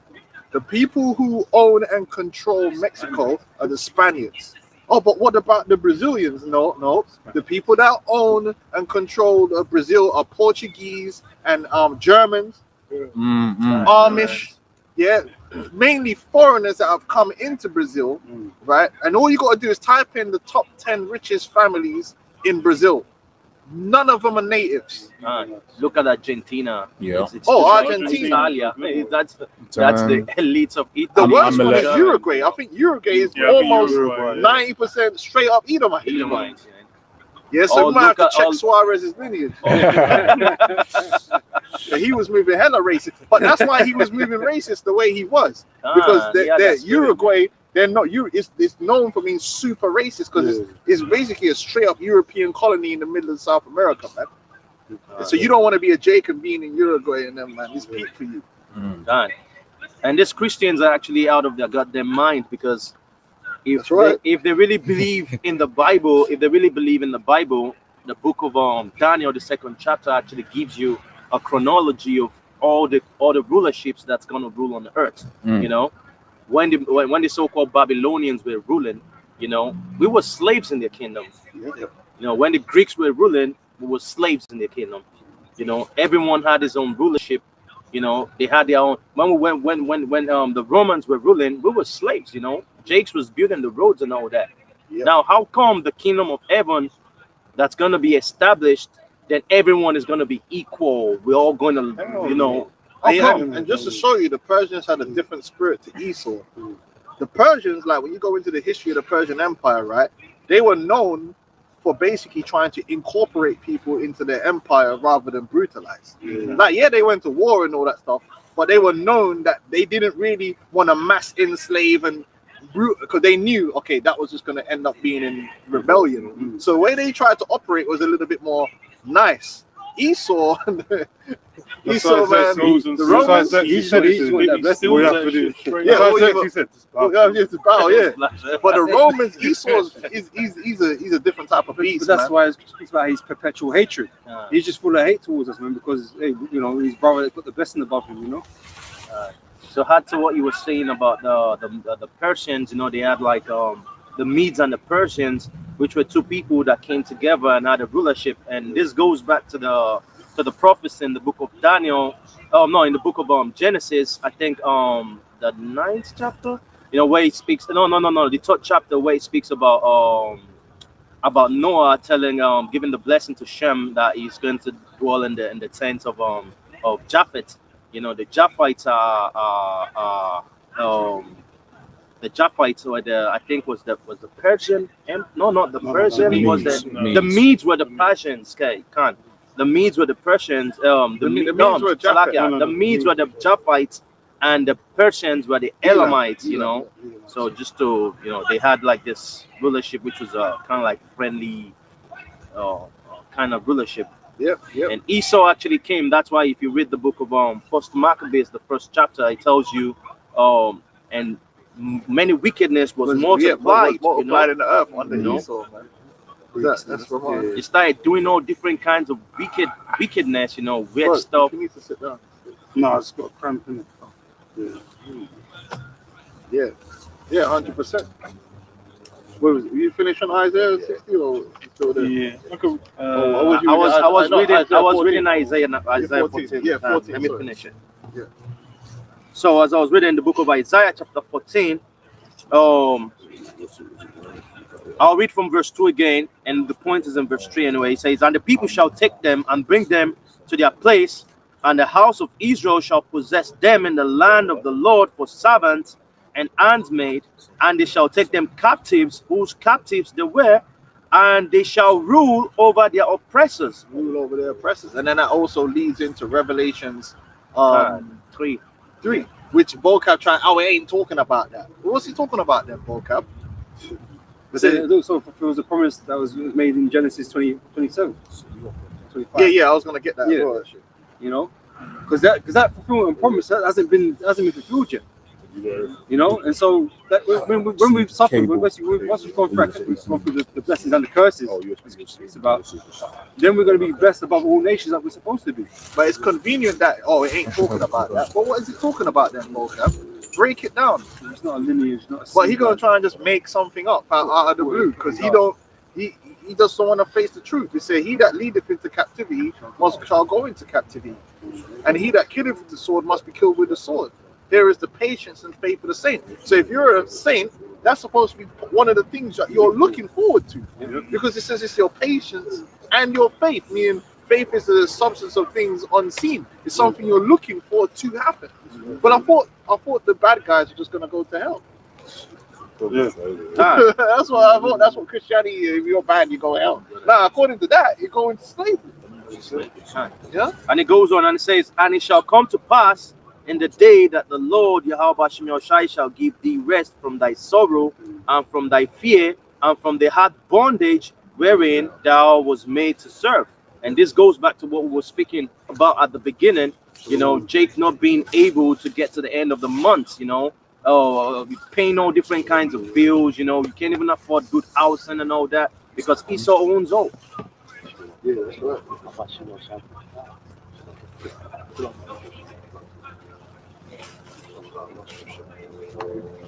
I got precepts. James 2:13. "For he shall have judgment without mercy, that have showed no mercy, and mercy." Yeah. I thought he was gonna say something. No, I was ad-libbing like, I was gonna finish the rest of the thing. But no, that's Esau's MO. He's notoriously known for having no mercy. That's why all the other nations, all the different heathen as well, they're aware. That's how this man gets down. That's why it's like you go back to historically how he dealt with all these nations. They might have made some form of agreement or some kind of deal, but then, you know, through the process of time, he just has everything work in his favor.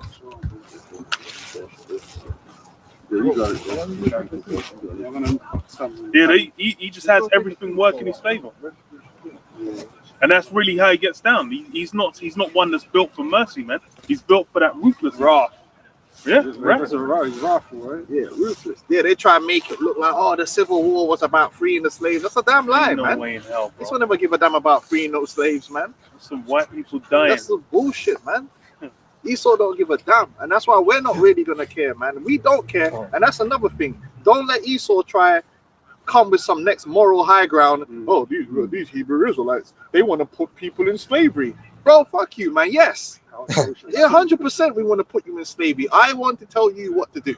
Yeah, and I don't. And guess what? I don't have a conscience about that. Man will gladly put you and your children, little Becky, yeah, and little Timmy. They're gonna be in slavery too. And I'm going to be telling them little bastards what to do.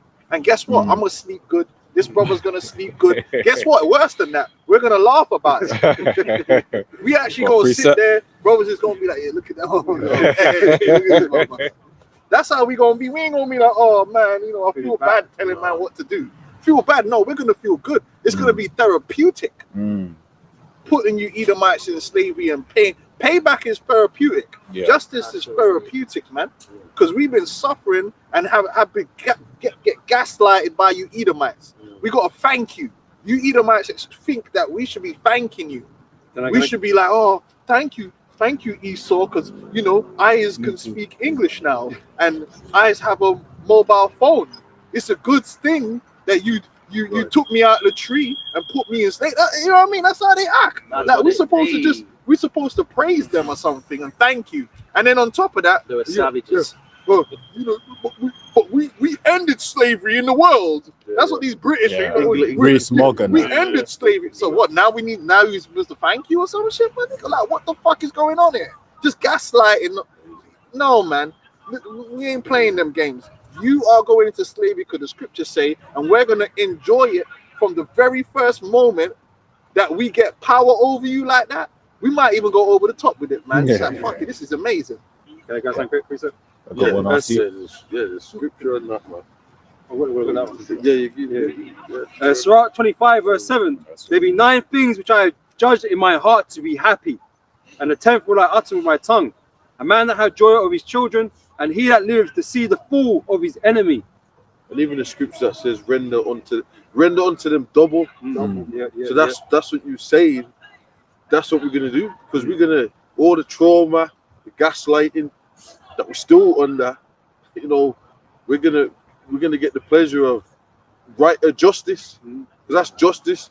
What we're teaching is actually justice. Y'all don't teach justice. We teach justice through the scriptures, man.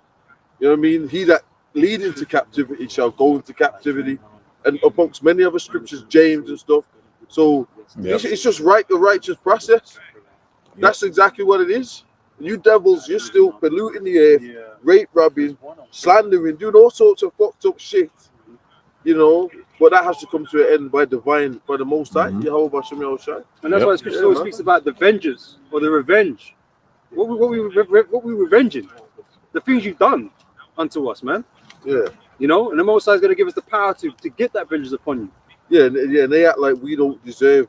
We don't deserve any revenge. Like we're evil. What the fuck, man? Come on, man. That's our vocab alone. He tries to paint us like we're evil. Yeah. But then he ain't painting when what happened supposedly happened on October the 7th happened. He's praising them, man, like, yeah, they have to defend themselves. They have to, so it's okay for them to get their get back. And their get back is a different type of. I thought Benjamin was bad. These man get back is crazy. And so next country's getting involved, like it's, like their get back is like, you know, they're not even saying one for life. They're saying blood, like everything, like dog, cat, puss. Man's in there with his family and blow up the whole house. Fuck it, kill everyone. Collateral damage all over the place. And vocab don't have a problem with that. But then with us, we got to be held to this next standard of, like, you know, you shouldn't be talking about putting people. You don't feel bad. Nah, But he wants us to feel bad. listen, we ain't. That's oppression within itself. That's, yeah, it is. It is. That is actually oppression. So they're allowed to, you know, be Kill Bin Laden. But you got to be castrated. They've You got gotta, like some immunity in that. I don't know if we could use a diplomatic immunity or whatever. I don't know if we can use that. Yeah, they got impunity. So they've got impunity, diplomatic. They've got all of that. So when it comes to them, they can just ride out. But then you're a Jake. You ain't allowed to do nothing. And as soon as you do, sit down, boy. I mean, what are you? How You're not dare even you? allowed to That's talk about slavery. it. Right. You can't even say that. Yeah, I desire that to happen. Do that. You can't even talk about it. Otherwise, you're gonna burn in hell.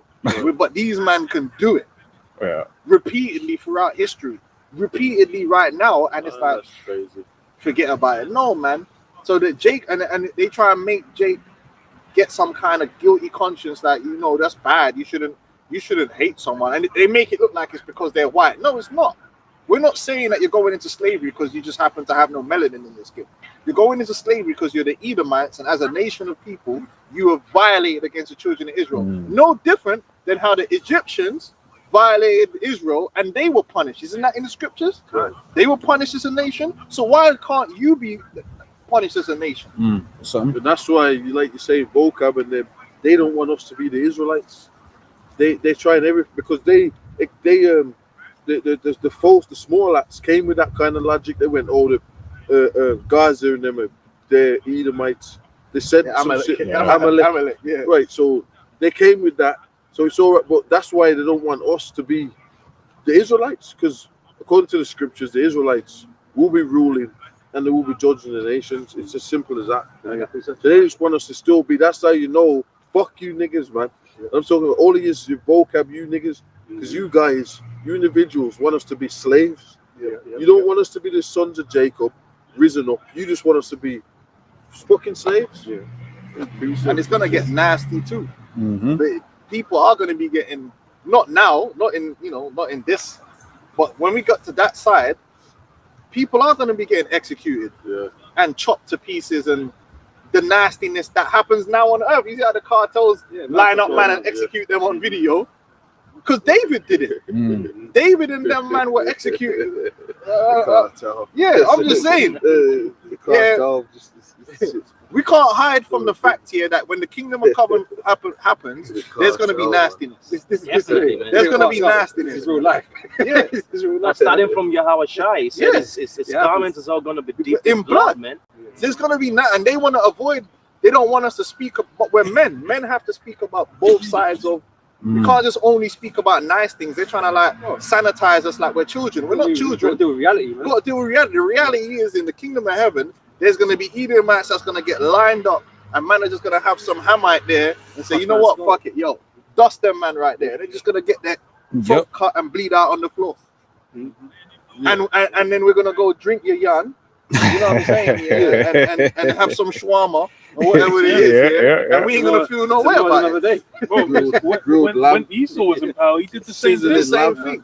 He's got the postcards of them just, eating dinner. Little Timmy and Becky there with their juice. And then what? They were enjoying it as well.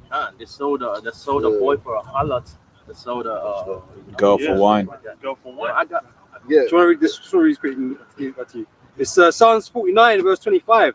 But thus saith the Lord Yahweh, even the captives of the mighty shall be taken away, and the prey of the terrible shall be delivered. For I will contend with him that contendeth with thee. I will save thy children.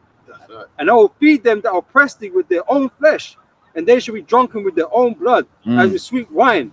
And all flesh shall know that I, the Lord Yahweh, am thy Savior and thy Redeemer, the mighty one of Jacob. That's right. I mean, even you go into when we went into the land of Canaan, bare nastiness. The land of Canaan was that the Lord told us. The people don't even realize, man. Bro, all of them. That was badness. Went down. And then there was a point when we got them kings. Was it the kings of AI? And man, some of them got hung. Bro, man, put the foot. Man said, "Come on, put your foot on their necks, fam." Man was resting. Right, the Most High, he said, don't even get with them and marry them, nothing, just take them out. Take them out. Just wipe the motherfuckers out. And they got Israelites got judged, certain Israelites for not doing it. They said don't be no legal them or nothing, man. Yeah, that means no negotiation. So when the Most High makes a and you know what, that's how you know when this goes down, the Lord's going to give us like the angels. They will know who's of the elect and who's not of the elect. So that's the covering. You got it in Revelation 14. So when this goes down, a lot of people are gonna get taken out. And if you have the elect, you're gonna have a hedge about you, a glow about you, a certain something, so you get saved, so you get protected. Because there are a lot of people, they're gonna get wiped out. That's just the bottom line. Yes. A lot of people on planet Earth right now are gonna be fucking judged. And that's what we're telling you, man. This is serious business. Yeah, the alarm's going up. The alarm. I got a quick one here, Luke 19:27. But those mine enemies, which would not that I should reign over them, bring hither and slay them before me. That's right. And Yahweh Shai, people have to bow down to the Lord. And a lot of people, some people ain't. Just like they're not listening now. A lot of people, they still ain't gonna get with it. Won't be a choice then. Right, they're gonna get took out. And even if you fake the funk, look, we're gonna know. Oh yeah, I'm down with this. You're gonna know you're not. Yeah. Because you're gonna get that as well. You're gonna get fakers of the funk. You're gonna get people that ain't real about it. Right? Yeah, you know, I'm down with that. I was down with it. And you know you know what I'm saying? Empty words, man. BS. Stop this man's face for a picture. That's how it's gonna be, man. I got a precept here. And that's there's a scripture on that says that they should call on the name of the Lord. Won't deceitful ones, man. You know what I'm talking about. Yeah. Do it to work with the Lord Deceitfully. deceitfully. Yeah. So you're gonna have people like that as well. Oh yeah, look, man, I was down, but you know, really, they know it was a demon deep down. Sold out. Sold out and all that. Yeah. I got this Psalms 149 and 6. In fact, you know, let me start from 1. But this is how we're gonna be happy, man. We're not gonna be sad when we put you Edomites down, man. We're not gonna be like, oh, brother Esau. No, we're actually gonna be celebrating, like say, man won the World Cup or something. The scripture says one of the beautiful things, you know, just Yeah, the brother just read it. To any fall of your enemy. See the fall of your enemy. Yeah, obviously. It says, look, praise you the Lord, sing unto the Lord a new song. So we're going to be making up songs and all that. That's it. And his praise in the congregation of the saints. Let Israel rejoice in him that made him, and let the children of Zion be joyful in their king. Ballads and all that. Well, we're going to be joyful. We're going to be happy. While you guys are mourning and crying and putting ashes on your head and thinking about your life. Renting clothes. Renting your garments and thinking, how did I get here? Sorry, just one quick thing. Because when the Israelites came out of Egypt, right, and we started taking down these different Canaanites, right? Did they feel bad for doing that? Because these Canaanites hadn't fucked with them yet. You know, they ain't done nothing. The Lord told them to go out and do that anyway. Would they feel bad about it? No, the Lord said, "Look, man, this is yours, man. Take it. It's yours. Take it. It's yours." I have a precept to just back you up. The streets out there belong to you now.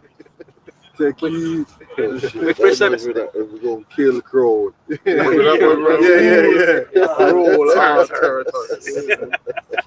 I was thinking about that the other day. Oh shit, that's crazy. I've not thought of that. Can I a quick precept? Yeah, go ahead. There's the book of Psalms 137 and verse 7. Remember, O Yahweh, the children of Edom in the day of Jerusalem, who said, raise it, even to the foundation thereof. O daughter of Babylon, who are to be destroyed. Happy shall he be that rewarded thee as thou hast served us. Yeah, so we're not going to feel bad about it. We're going to be happy. It says, happy shall he be that taketh and dasheth thy little ones against the stones. Now, Vocab tried to demonize us for this scripture. Oh, they're talking about, but Vocab, how can you demonize us for reading what's in the scriptures? Or something that you've done. Yeah, but That's how you know. this is a scripture. That's how you know he's an agent. We didn't say, I'm going to be happy. But no, we're read it in the scripture. The scripture says, happy shall you be. So it's the scripture saying it. So it's the Lord saying it. So how can you demonize me for what the Lord said? That's not what it means. I mean, how did you know? Or maybe it's a spiritual baby. Ethnic baby? Spiritual baby. Bro, how can you demonize us for that? Spiritual baby. No, That's insane. Oh, That's man. like demonizing what's his name? Saul for wiping out the Amalekites. How can you demonize him when the scriptures when the Lord told him to do it? So basically you're really demonizing the Lord. I got the scripture right on that. This is Psalm 58 and 3. This is why we say that Vocab Malone is a fucking Edomite, right? German whisker boy. You know, not whiskey, but whiskers. I mean, he's got the what's that dude in English prison, man? He's got that. Oh, you're talking about Brunson? He's got that Branson cut, man. You know, he's got the Branson whiskers, right? Agent Wisehound or whatever. Psalm 68 and 3. The wicked are restrained from the womb. They go astray as soon as they are born, speaking lies. Their poison is like the poison of a serpent. They're like the deaf adder that stoppeth her ear, which will not hearken to the voice of charming never so wisely. So you know, at the end of the day, when we bring out the scriptures, they ain't listening. Like they're not listening to what the scriptures is actually saying. They're coming with other stuff, alternative stuff. The Romans really is an agent, man. He's coming with the system. Oh, you said that, but that doesn't really fit with the narrative. Right, the system that we made up word that he made up. Right, the eschatological. But yes, even even bringing those scriptures though. Yeah, you're not bringing those scriptures. We could back up everything we say. That's why the apostles have always taught us this. Everything you say, you got to back it up with the scriptures. So when we say that you're going into slavery, it's not like we can't draw for like 50 scriptures on it. There's a scripture for that. Yeah. But then you're ignoring the scripture for that, right? And then just trying to demonize us to make us look bad in your modern day world. And of course, we're gonna any person that's coming up against. Look, the reason you get most of these gangmans running around here, they're the number one man to demonize the police because the police arrest them for like selling crack and put them in jail. That's why they got a big problem. That's the main reason they got a big problem. Anyone that's when someone's spoiling your party, you're always any criminal you can find, will always be against the person that's bringing them to justice. So we're not worried about that. Of course, you're gonna bawl and cry. Oh well, you know, bro. Man, Salakia, okay, but me. Yeah. You know, we were speaking about judgment. You know, this is one thing. You know, the Christians, they always speak about judgment. What's the concept of judgment? You know, they don't know. They skip it. And this is the book of Joel, chapter 3. I start from verse 1. It says, "For behold, in those days, and in that time, when I shall bring again the captivity of Judah and Jerusalem, I will also gather all nations and will bring them down into the valley of Jehoshaphat, and will plead with them there for my people, for my heritage Israel, whom they have scattered among the nations and parted my land." So someone needs to play this part of these nations, and someone also needs to play the part of Israel. Who is Israel and who are these nations? Now let's keep going. Say, "And they have cast lots for my people, and have given a boy for an harlot, and sold a girl for wine that they may drink." Now them JOOs, they have never been in chattel slavery. They're the ones that was running chattel slavery. Yeah, it was. No one wanted cars. They first of all, they run the shit. They run the shit. They were running the banks. England talking all this shit, but we stopped. Y'all started it. How about that? Let's say y'all were running the shit. You got all this shit, all the ports. You were shipping all the ships. You know, it was all funded. You was funding the shit. What are you talking about? They funded Hitler. That's ridiculous. That's like you go in someone's house, you cut their throat, or you pay the dude to kill the person, and you go, and then when it comes time, like then you say, oh, you know what? There's more killers. You stop the killers from killing the rest of your family. Go, look, man. Yeah, I stopped it. I left two people alive. Come on, man. I saved. I didn't kill the dog. I didn't kill the dog. Thank you. Y'all serious, man. This is, oh man. Come on, man. Can't just make it. That's crazy, man. It's Satan. This is fucking demons. Y'all, these are demons, and this is why we're demon slayers. That's the new demon slayers through the spirit of Yahweh Shem Yahushai. Because y'all are demons. All of you people, man, the British, the Americans, y'all are demons. You're fucking devils, man. Okay.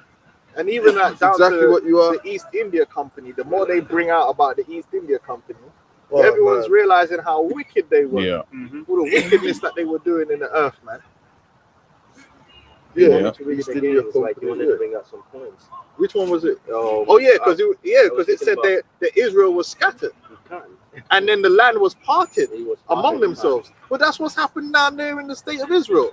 These men have parted our land in between themselves, man, and they're struggling. That land, they're only a couple little. I checked the population, but I swear, what's the population of the state of Israel? I swear London's bigger than that. Yeah, hold on. Because Israel's supposed to be Get at the them side too of the much, sea, like yeah? strike, man. It's a get them too much. You might get Yeah, strike. yeah. All right, let me just finish. Getting exposed. What was it? 9.7 million. Right, so there's 9.7 million, and all of that ain't even so-called JOO. You still got Arabs on there. So there's actually more people in the city of London than there is in the state of Israel. Them man are what? What's London right now? Is that like 11 or something? What's the London?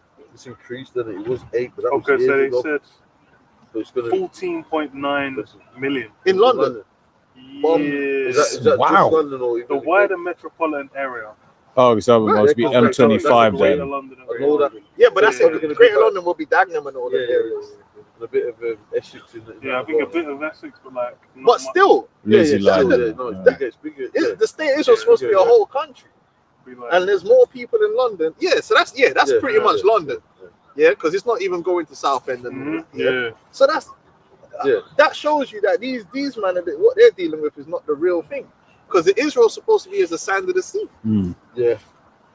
but there's barely any of them, and there's even going to be less because they're getting killed out. Yeah. That's why they're spazzing out right now. Carnally, you know, which No the wonder. scriptures never said that's what was going to be happening. The scripture says the Lord's going to deliver the Israelites and bring them back to the land. Yep. Through deliverance. Didn't say they was going to in Babylon be spazzing out carnally and being like, you know, starting World War III. Being hella annoying about Arabs. Mm. Right. Babylon the Great's going to be, funding you, providing you Yeah. with weapons. Like, what's going on? Can I finish this, Prince of Yeah. Right, it says Psalm 149:3. Let them praise his name in the dance. Let them sing praises unto him with the timbrel and harp. For the Lord taketh pleasure in his people. The Lord's gonna be pleasured by our exaltation and our victory. Mm. The Lord himself is gonna be happy, like, yeah. Like, you know what I'm saying? It's a happy ending to his movie. That's it. He will beautify the meek with salvation, which that shows you the meek is Israel. The meek is Israel. It's another way of saying the Israel or the elect. Let the saints be joyful in glory. Let them sing aloud upon their beds. And you know you're happy when you're sitting in bed and you sing. Mm. Usually, if you're depressed and you're in bed all crying, Yeah. you know you're happy, but you're just like, yo, Yeah. life is good. Yeah. It says, let the higher praises of God be in their mouth, and a two-edged sword in their hand. Oh, there's the nastiness. Mm. Because a sword is a nasty instrument. That's not what you use a sword for, to inflict damage. Not soft down. You can't hit someone with a sword and it's cool.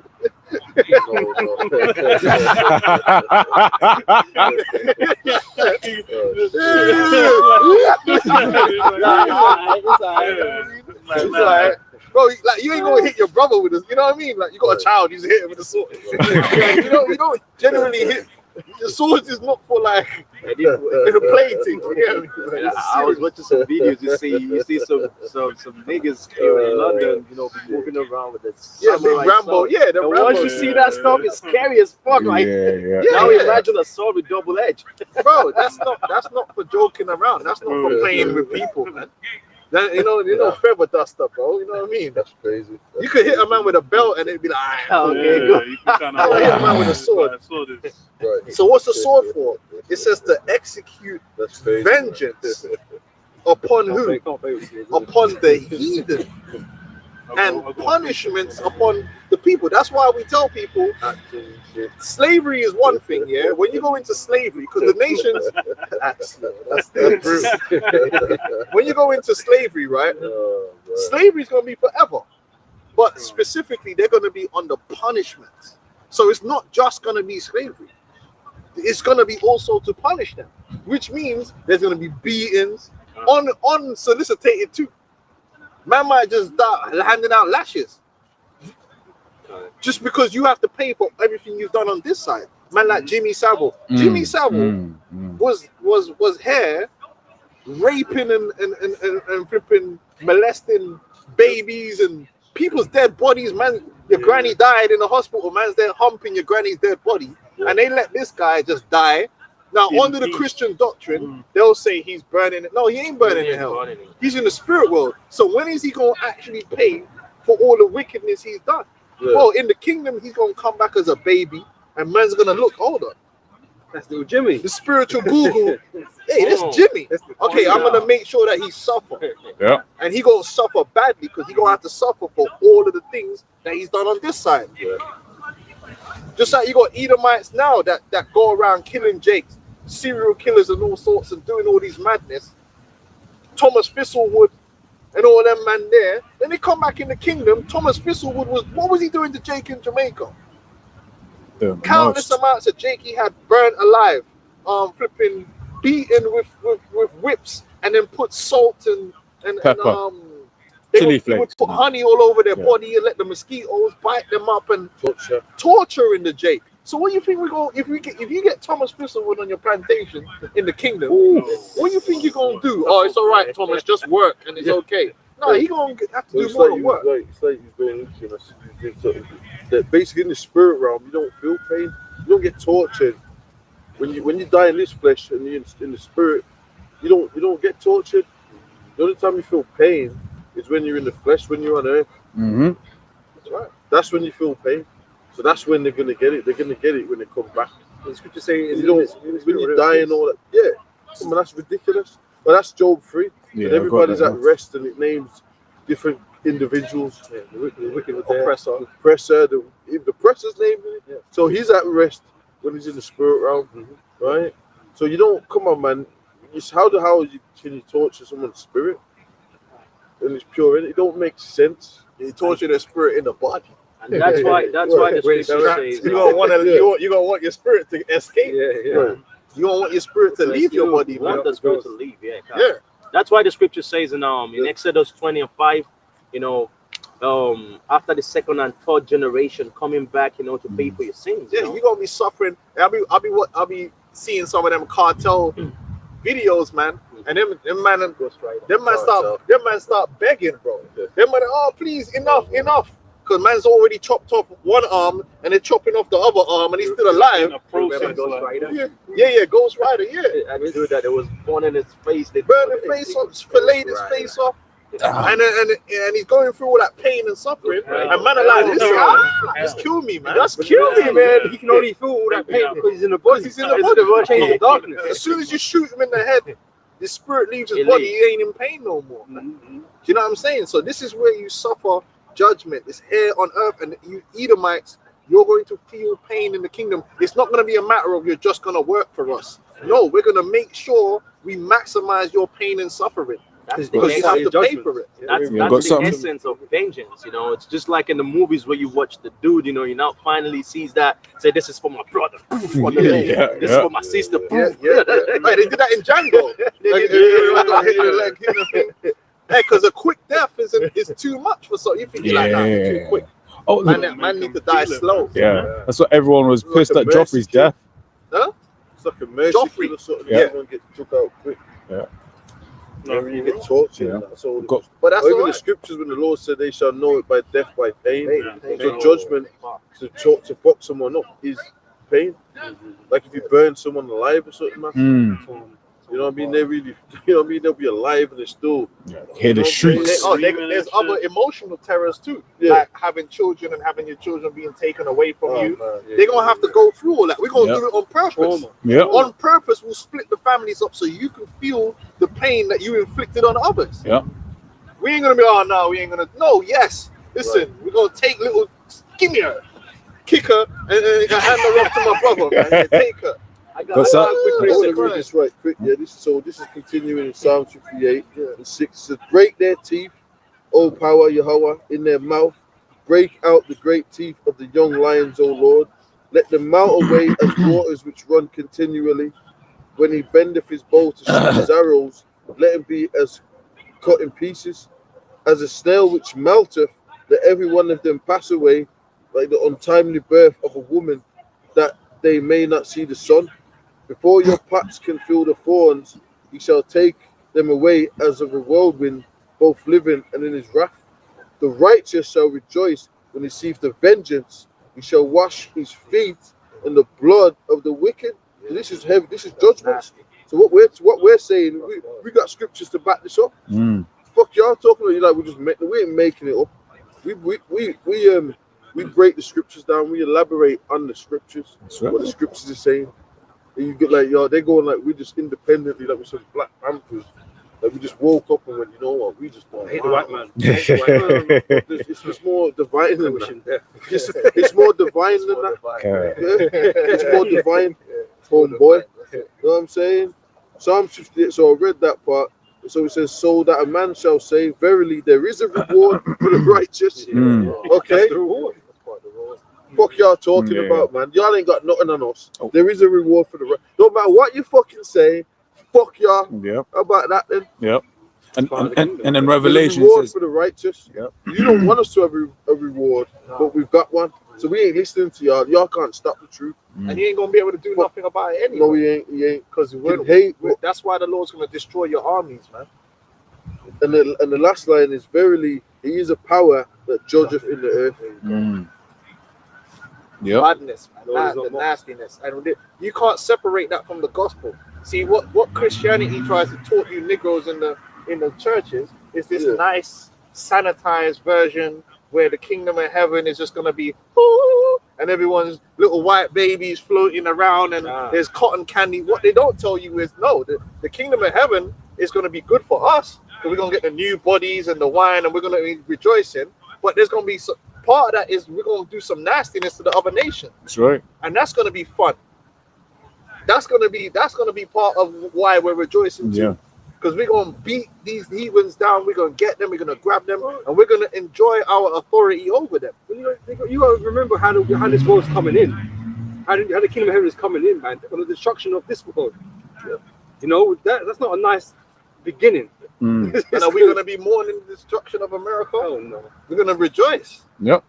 Yeah, all you make America great again, and you red hatters and all that.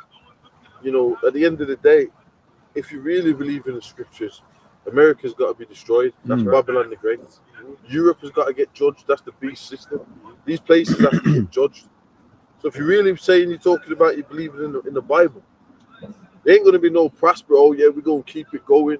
We're going to do stuff and keep what going. Halloween, Easter, Christmas, pagan holidays, and all the other wickedness and injustices that are never going to get solved. That are just going to get worse. AI now, people. Come on, man. Fuck y'all, man. You know what? Y'all are full of shit. Yeah. Y'all ain't really about this. This is the last kingdom. Y'all ain't about this. We're about this. The only one that we just said, no. That's judgment. Because you ain't about. The scripture says the judgment without mercy for them that had no mercy. Y'all ain't trying to stop nothing. Y'all are just full of shit. We're the only ones trying to put things in the perfect order under the Most High. Us. Man, I wish I could show it on the screen. This is from when Trump was in power the first time and he hosted a Halloween party at the White House. Look how dark that looks. You know what I mean? The man's at the white representative.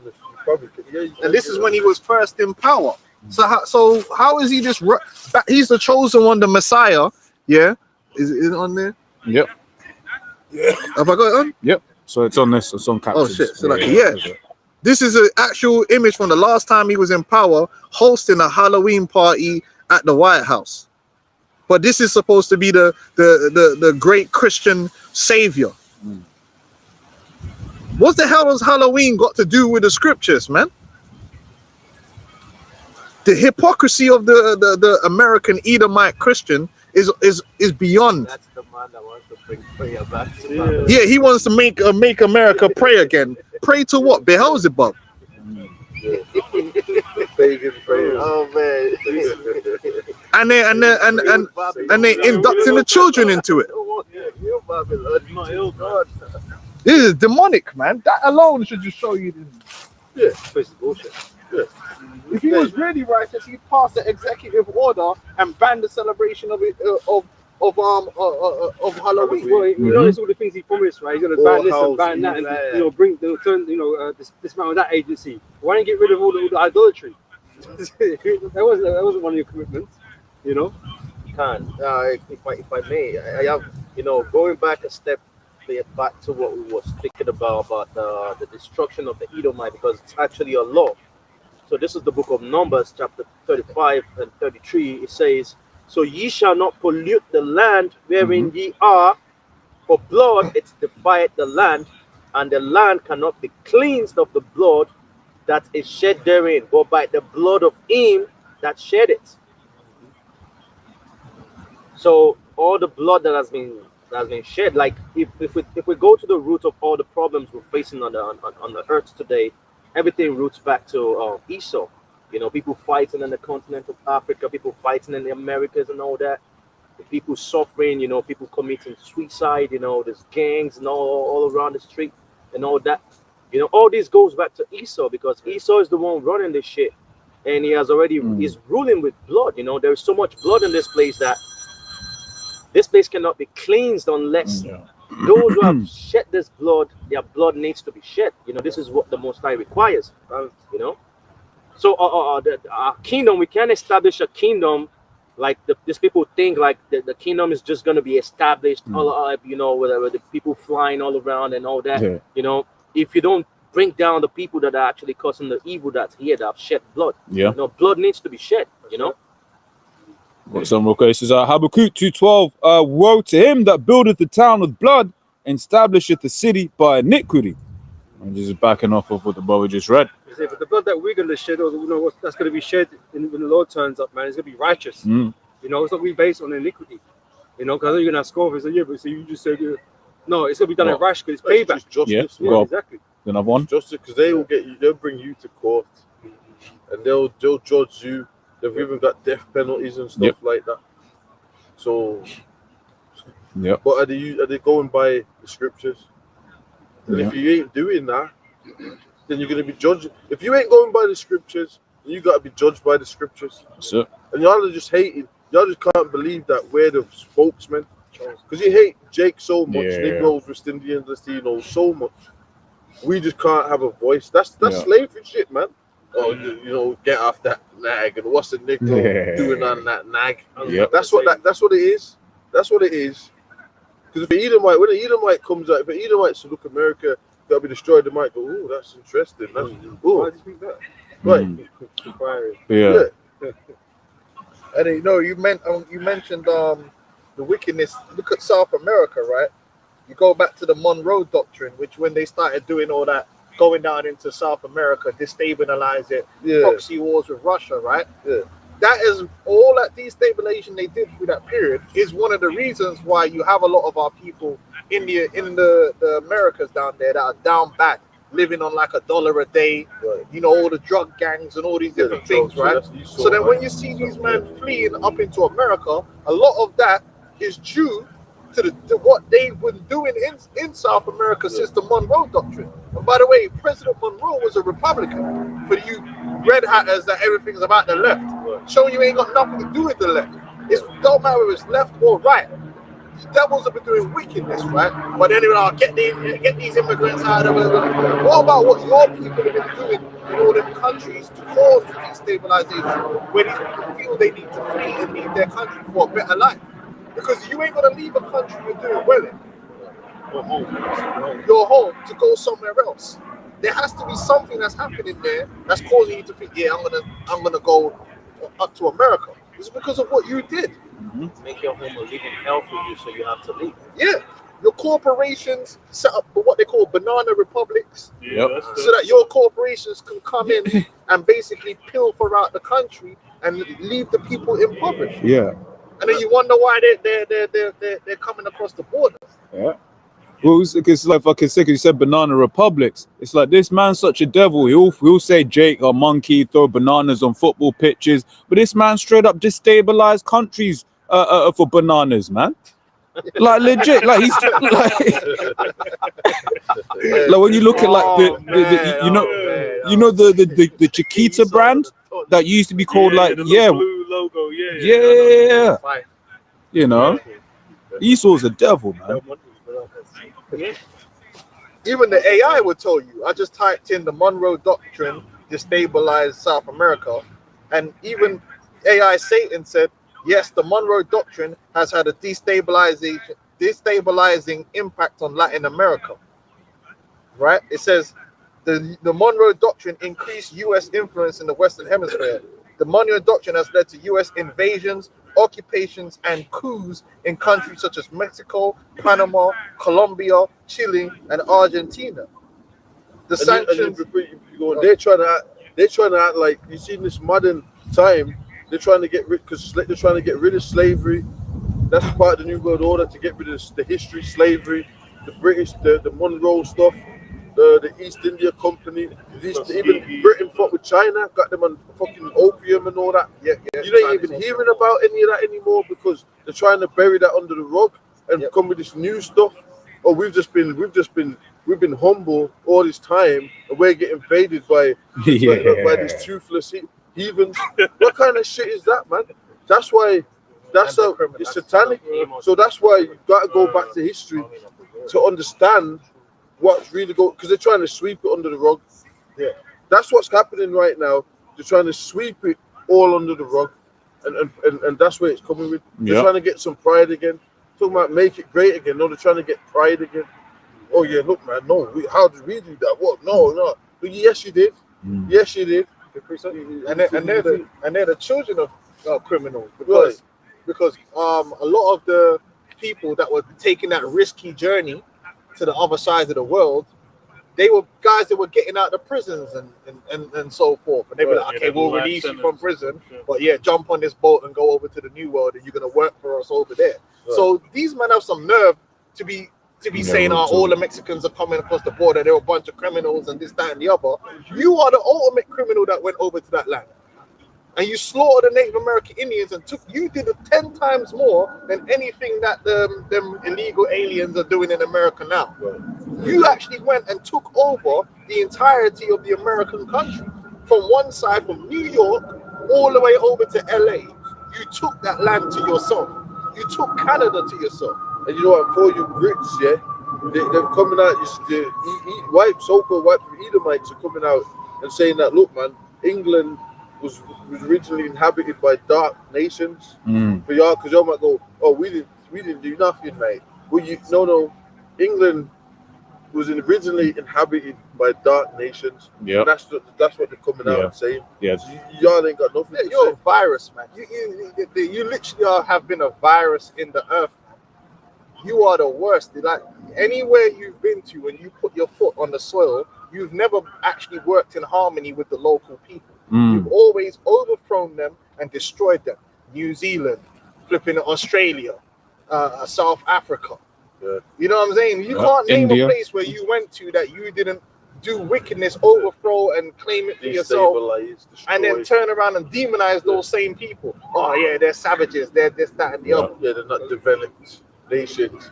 And then how can you say someone's not developed? Well, you're stealing everything from them. Their whole you destroy their culture and their scene, and then turn around. Oh, y'all ain't civil. Yep.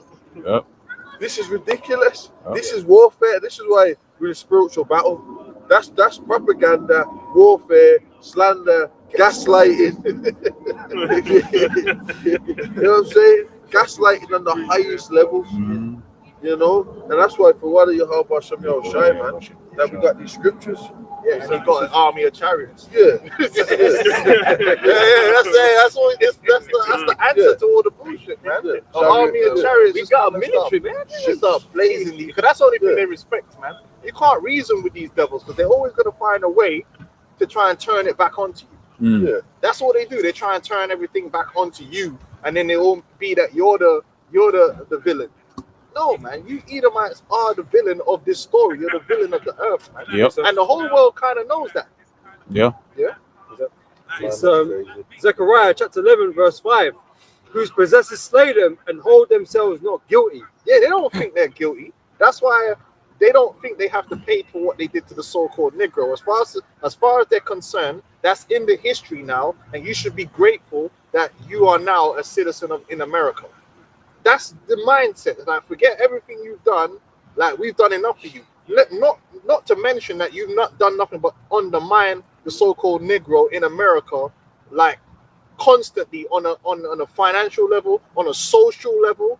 That's why when you see these sexy reds, when you see them, and sometimes it's crazy. You know, when you see them videos from deep in the ghetto, deep.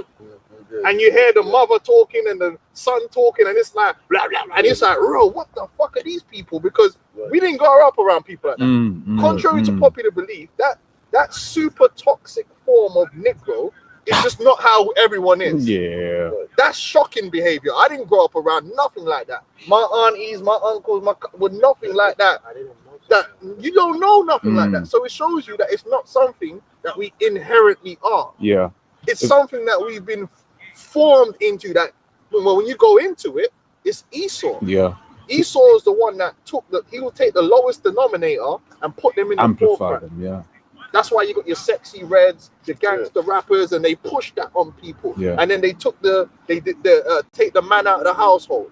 They came in with crack cocaine, the heroin. Right. Do you know what I'm saying? There's so many things that Esau has done to formulate Jake into this low base Negro, and then he'll turn around and point the finger and be like, oh, see, look how they're acting. Bro, that's because of you. Because if you go to other places in the world, the same people with the same genes don't act like that. You know what I'm saying? It's great. It's like the music industry. You had 60s, 70s Jakes. You could hear what they're saying. I don't know, man. I could mention, you got the 70s, 60s artists and that, and then you get, the singing, jazz or whatever they're doing, soul, whatever, and then you get rap, and then you get mumble rap and AI rap. So pretty much they're just, you got Jake right now. Jake's make a track and you can't even hear what he's saying. Yeah. He's just like making all that. It's crazy. And who's funding it? Who's funding all that? Yeah. That's the music industry. Is that's just one facet of it, because they know that's everybody needs to listen to music. Yeah. So that's the programming. Yeah, it's programming. Yeah. That's part of the programming. They're not promoting people that are, gonna say anything positive. They're not gonna get that deal. They're not gonna get that record deal. And if they do, they're gonna get questions like what was that about? Yeah. You know what I'm saying? That's how it works. We got the proof for that. That's actually how the music industry works. They, you know what? Fuck it. Even NBA YoungBoy said that. He said, "Look, man, I'm part of this demonic industry. I signed up for it, but I know that they're using me for this self-destruction." He said that when he's in he said that. Now he's locked up and shit. Right after he said that, all of a sudden he just gets, he got locked up. I think he said he's remorseful or something, or he was trying like he didn't want to do it. Yeah, he said that. He said, yeah. He said that he's playing a game, but he said that he's playing a game on them. He ain't really. He said they know you know what I'm saying. He said, but he ain't gonna go into it. Yeah. And then what gets locked up. Yeah. Even the movies like the what they call the blaxploitation era was movies just glorifying being a pimp and a criminal. Yeah, it was. You know what I mean? Like that's all it was depicting the black woman as a prostitute and a druggie, and the black man is a pimp, and all that plays into it. So when drugs is a heavy weapon, like the gangs. Yeah. It's all drug fueled, all that, bro. So no wonder when you go deep into the crevices of the ghetto, you get these super toxic, demonic, level 10 yardie type people, because that's what Esau's produced. Esau wants it to be like that for them, It's Habakkuk chapter 2, verse 15. Woe unto him that giveth his neighbor drink, that putteth thy bottle to him and maketh him drunken. Also, thou mayest look upon their nakedness. Oh, look at how these drugs, man. Like the CIA, all these drugs came from Esau. The people said that. People said there was drugs and guns just coming, getting shipped into American ghettos. The people said that. People that were in those neighborhoods at that time, and said, look, man, we just walk and there'll be a crate full of fucking weapons. How the fuck did they get the weapons? They didn't raid army bases. You know what I'm saying? Exactly. That doesn't make sense. All these Negroes, where did they get the guns from? Did they make them? Because you never heard of no Negro making no guns. That's Esau's weapon, the sword. Even cooking up crack. Everyone come up with the idea, get the baking soda and cook it up in a pot. Now Esau came up with that and gave it to these niggas, man. Yeah. And then you even have just the general mind fuck they did on Jake. Remember, people forget that when they put Jake in slavery, they didn't allow Jake to read, or they didn't want Jake to read. They didn't want Jake to write, right? And it was taught to Jake that you are a lesser human being. You are stupid. Like, they destroyed Jake's self-esteem generation after generation after generation. They said there was no black person of any value in history. You ain't got no history. Remember, there was a point they said that nigga would never be able to fly a plane. Yeah. That's why when you watch the the Tuskegee airmen. The airmen. They didn't want that man to be flying no planes, man. They were forced to be like, okay, we gotta let these niggas fly a plane. Remember, before that, it was taught they were incapable. So imagine that Jake is walking around in their mind. Esau just put it into you that, and even to this day, Jake don't think we can rival Esau for intelligence. They know we can rival them for this, but Jake don't think we can rival Esau for intelligence, and that's because Esau has put that programming on our people that we are lesser than. But that's not true. We're Esau's stupid. Using witchcraft on Jake. He doesn't know shit. The scripture says that thou art wise than Daniel, talking about the Edomites. That's why what they're doing is using these tactics, these witchcraft tactics. And when I even say that, even just mental tactics in terms of like belittling tactics. There's techniques that they're using for that, like they did in slavery. The horse breaking, the splitting up. You can't read the Bible. You can't read all that. They've used these tactics. They're using witchcraft on Jake 100%. That's why they're enlightened, because they got the information and stuff like that. Which what they do, withhold it from Jake, and that's how you had even people in NASA, Jake's in NASA and stuff. You don't hear about it. Yeah, you don't hear nothing about it because they don't want Jake's to be knowing that and be thinking, okay, I can get up in that. We can all do that.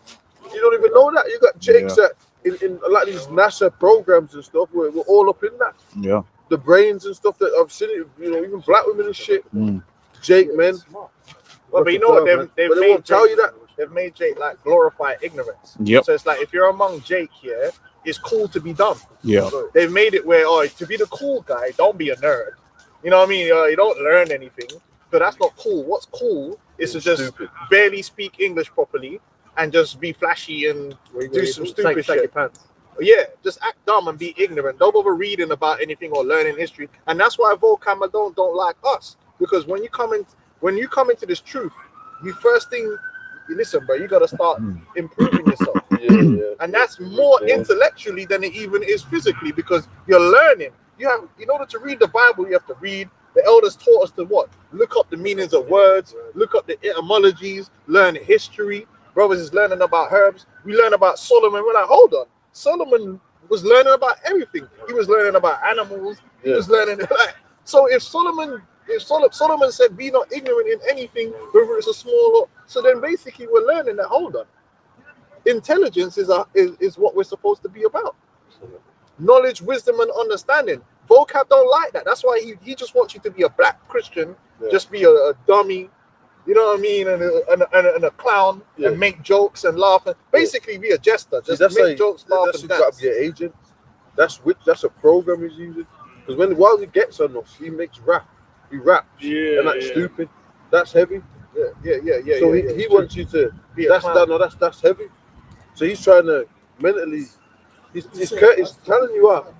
But then the way you get off and be normal is what he's doing. Rap, and that's stupid. That's witchcraft. That's heavy. So this is tactics, man. This is the agent. This is tactics. I got a quick one here. You see, Apostle. I was watching Apostle Kabal's live stream the other night, man, and I was thinking to myself, You know what I mean? Look how we are, man. Sitting there discussing things like aristocrats, man, on a higher level, dealing with knowledge, no foolery, you know, and no acting like goofy. No, getting to the point, getting the scriptures, backing up every point, referencing, bringing out history, showing an understanding in things. That's what they don't want Jake to be like. They want Jake to be ignorant and emotional.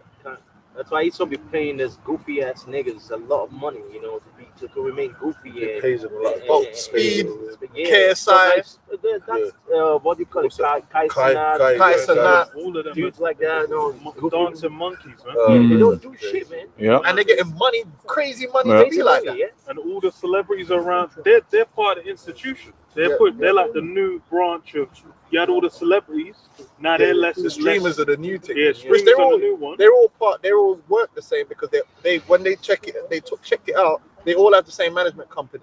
Oh That's yeah, managing yeah, them. yeah. JOO. 2 Timothy 2:15. Study to show thyself approved unto Yahweh, a workman that needeth not to be ashamed, rightly dividing the word of truth, but shun profane and vain babblings, for they will increase unto more ungodliness. So the scripture clearly tells us to study to show ourselves approved. That's what we're in. We're in the studying business where we're learning stuff. It's like King David, man, King Solomon. He was the wisest king on planet Earth. Now, obviously, back then it was prophecy that Israel was gonna fall, but guess what? King Solomon's gonna get it again. That was in the prophecy. There's a couple of prophecies on that Tripp spoke about as well. About King David said, "My Lord said unto," that trips him out. He can't deal with that. But you can't deal with that because you're not spiritual. But you clown that's rapping, and you stupid comedies. It's pathetic, bro. Yeah. It's a clown show, man. You're the clown. Okay, you're the clown, man, with that stupid ass music. Are you for real? And he's got it on his channel. He's got his rap videos on that same channel. Was we watching it one time? I'm sure we was listening to it one time. I think we checked a couple of it out. Yep. If you go back, he's got more. He's got a couple. He's got his rap records with some Jake, and they sound trash. They sound. They're not even on. It's ridiculous. Yeah. I mean, listen, what is this? Are you serious, man? No salt. No, so It's crazy. got a precept. It says Sirach 38 and 24. The wisdom of a learned man cometh by opportunity of leisure, which that when you work that leisure is in Spanish that's leer, which means to read, right? It says, and he that hath little business shall become wise. Yeah, so they keep Jake occupied in foolishness, partying and drinking and all kinds. If they're not working, they're partying and drinking, and that's why a key thing when we go into the understanding of the Gentiles, the reason why these goofy people in the church don't, even though they go to church from, they could have been in the church from time they were like baptized in the church or christened, and they'd be like 88, and they do not know anything about the Hellenistic period. They cannot tell you a single thing about the Hellenistic period. That's why Esau vocab can just come and go, oh, there was Jews and Gentiles, and just walk away. He's like, hold on, wait, no. They weren't just the Jews, because wasn't Israel 12 tribes? Oh, what about the Hellenistic period? When they Jews that became Hellenized and they weren't considered as part of the Commonwealth? Right. That's talking historical context now. And so we'll go into it and go into the history and show, well, hold on, you had Grecians. Yeah. You had Hellenes. Right. So it's not just as simple as saying Jew and Gentile. We got to get the understanding, right? But the people in the churches, they don't understand none of that. They just go in there and hear my cry, oh Lord, and they're doing all that business. You know. Pentecostals, right? They just going in there, you know, and they don't really understand anything about real biblical history. They just get the superficial, Abraham, traveled, and they never went and pulled up no map and show, okay, what does that mean and what was happening in that period, and they don't know nothing about what's going on. There's no Jew. There's no Greek. Yeah, it's amazing, man. When you read Acts and stuff like that, and you got this understanding, it's clear. It's actually clear. You know, it's clear, man. It's just like today, you can go somewhere. So look, you got brothers in this country, that country, you got brothers in Italy, right, and all that, and that's what would happen. You had Cornelius was of the Italian band. It was Jake's in different provinces. Because even in Acts, they record all over the scriptures. You would be called by a province. Even in Matthew's, you'd be called by the province that you're in. That's what happens today. So how can it not happen back then? I don't understand. If it can happen today, where you can go, look, man, those cats in France. Well, what cats in France are we talking about? Let's get the understanding of who we're actually talking about in that country, right? These are pieces of shit, man. Because Rome was a melting pot, you fucking idiots. And a lot of these places, y'all are going out. Even back in the ancient world, it's the same thing. It's never one demographic. It's Right. Yeah, it was all empire. So you're unlearned, you dickhead, because you can't do that. How can you do that, knowing that you're going on like we're right at the start of time, and like when the Lord set up, these you just give the tribes their borders and stuff like that, and that's just what that from right then People migrated. right. Yeah. Fucking idiot. Well, Even back then. prime example is Haman. Haman was a Macedonian, but in the scriptures identify him as an Amalekite. Right. So that just proves that not all the Edomites were living in the land of Edom. You had the Edomites that was in other places. Right. But they will be, the Romans destroyed Edom. Yeah, but you don't understand that the Romans were Edomites too. And he's in the Persian Empire. That's right. High up in the Persian Empire. Yeah, he was high up, man. But how do we know that? Because we went prudently and started studying the scriptures and surpassing what Esau expects of us. Yeah. Esau just expects you to, whatever they tell you, just don't look into it, don't study, don't do nothing, don't use your brain, just sit down, sit boy, down and start singing a dance for me, boy. Wow. You know? It was scripture say, blessed Sit is he down. that readeth. And that was in the Animatrix. The Animatrix is one of the beautiful, best. The anime, the cartoon one, and then the Jake, and he broke out of the Matrix. He was so fast. And then the Edomites in the suits, they come around him and said, "Look, man, sit down." They didn't want to do it. It's fucked up, man. And he was trying to get up out of the wheelchair, like, yeah, that was fine. That's basically what they want. Yeah. That's what Volkov wants. They don't want us to be Hebrew Israelites because they see that we're elevated. Because remember, the scripture says this truth is edification. What does it mean to build up? We're being built up into rulers and princes. We already spoke about earlier. What's significant about a proper ruler and a prince? Wisdom. Solomon was, like you mentioned, Solomon was a wise king. And it tells you in Wisdom of Solomon 7, he was learning about the virtues of roots and herbs. You see brothers doing that. He was learning about the constellations and the stars. Yeah. He was learning about psychology, because it says psychology. what's it called? But I'll just read it, man. Wisdom of Solomon 7. Well, even when he dealt with the judgment, and the woman was lying about whose child it was. Yeah. That's psychology, man. Yeah. You know what I'm saying? Statement. Yeah. You gotta, Because you knew how the woman would act. the reactions, temperaments, all of that. You know what I'm saying? Like that's it. High levels of psychology. That's right. I got it here. This is Wisdom of Solomon 18. This are the things Solomon was given by the Lord: the beginning, ending, and the midst of times, the alterations of the turning of the sun, and the change of the seasons. So he understood the weather patterns, meteorology, all of that. Yeah. The circuits of the years. So he mastered the knowledge which the tribes over there in the Americas, they were masters at the calendars and the movements of the sun and all that stuff. Mayans and all of that. But now they just say, they're just dirty, refugees that don't know shit. Wow. You know what I mean? It says That's the nature of living creatures. So he studied the animals and how the animals operate. Right, so like you might get a David Attenborough, the people be worshipping that motherfucker. No. King Solomon was already doing that. They already knew the operations of fishes. Yeah. How, it's whatever, however they did it, but they knew the operations of fishes and land animals. All of that. They would have been that David Attenborough stuff. They didn't, you know what I'm saying? Yeah. They was doing that back then. The mastered it. He's telling you that. They didn't have CGI back then. Even insects and stuff like that. All of that, animals, insects, as small as they mastered all of that.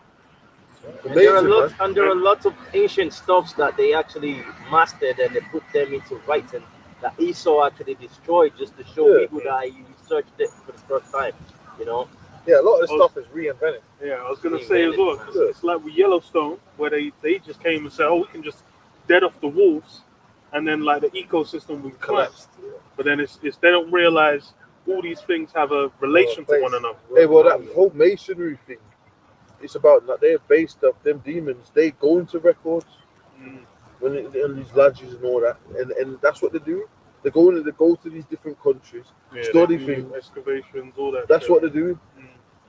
So, and But they keep it to themselves, yeah. antiquity, right? Yeah, why they go? Wait, why they go for the ancient knowledge? Right. If Esau can just, they do some science experiments, then they understand everything. But Solomon knew more than all of them. He told you. Exactly. Yeah. He was the wisest of all the kings in the east. And them man were coming to Solomon for the game. It says, in the furies of wild beasts, the violence of winds. So he knew about the hurricanes and tornadoes, all that. And the reasonings of men. That's the psychology. That's why you couldn't fool Solomon, because Solomon will read your spirit, read your mind, man. Oh, and also to know how to motivate people. Yeah. Motivate people, so to speak. Yeah. The reasonings of men, the diversities of plants, and the virtues of roots, and all such things as are either secret or manifest, them I know. So Solomon was a super nerd, so to speak, right? And that shows you that our people, we're not just meant to be muscle-bound monkeys that run around singing and dancing. It was arms cold, yo. Which we're not. When you really break it down, man, a lot of Jake are very intelligent when they're given the opportunity. Like them, certain of them West Indian guys, they're fucking super smart. The Nigerians. Yeah. Bro, the Nigerians actually the number one demographic in the UK when it comes to academic achievement. even in the United States. Even in the United States. Oh, and you know why that's a good point? What's the difference? Because the Negro in America is underneath Esau's armpit and the Nigerian isn't. So they have a different viewpoint of themselves and what they're capable of. Them man over there are taught, listen, you could be great, you could be smart, you could be this. The Negro underneath Esau is just held down. So they have two different mindsets. That's a good point, because even on the lower level, man, it keeps coming in my head from, because I'm always traveling, man. I'm in England, Scotland, everywhere. So I get down, right? Always all over the place. And one thing I noticed, let's say you go abroad, let's say you go Europe or something. The limitations and shit of your area and stuff that you might not do certain things, but when you go to somewhere else, you don't understand those boundaries, and you might just be like, buzzing around a bit, because you ain't got as much anxiety and stuff like that.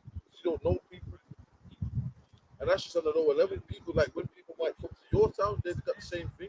Like, yeah, but when you go there, it's a more chilled, because they're like, well, look, you can't do that. And that's just on a lower level. So just to back that point up, when the Nigerians go over there, they got a whole different. They're not under that bullshit. They're not under it. They're not under it. Yeah.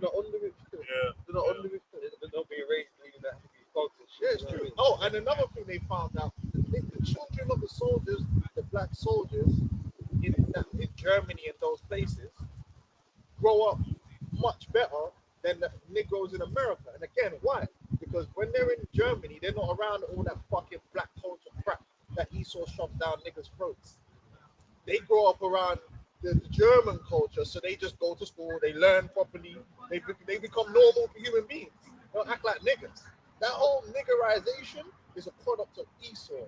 Esau created niggas. Because otherwise, Jake will be a nigga wherever he is. But the worst niggas is there. And then in the UK, that niggerization starts spreading. That's an evil that needs to be uprooted. This is the book of Second Esdras, chapter 4. I'll start from the mid of verse 27. It says, "For this world is full of unrighteousness and infirmities, but as concerning the things whereof thou askest me, I will tell thee, for the evil is sown, but the destruction thereof is not yet to come. If therefore that which is sown be not turned upside down, and if the place where the evil is sown pass not away, then cannot it come that is sown with good."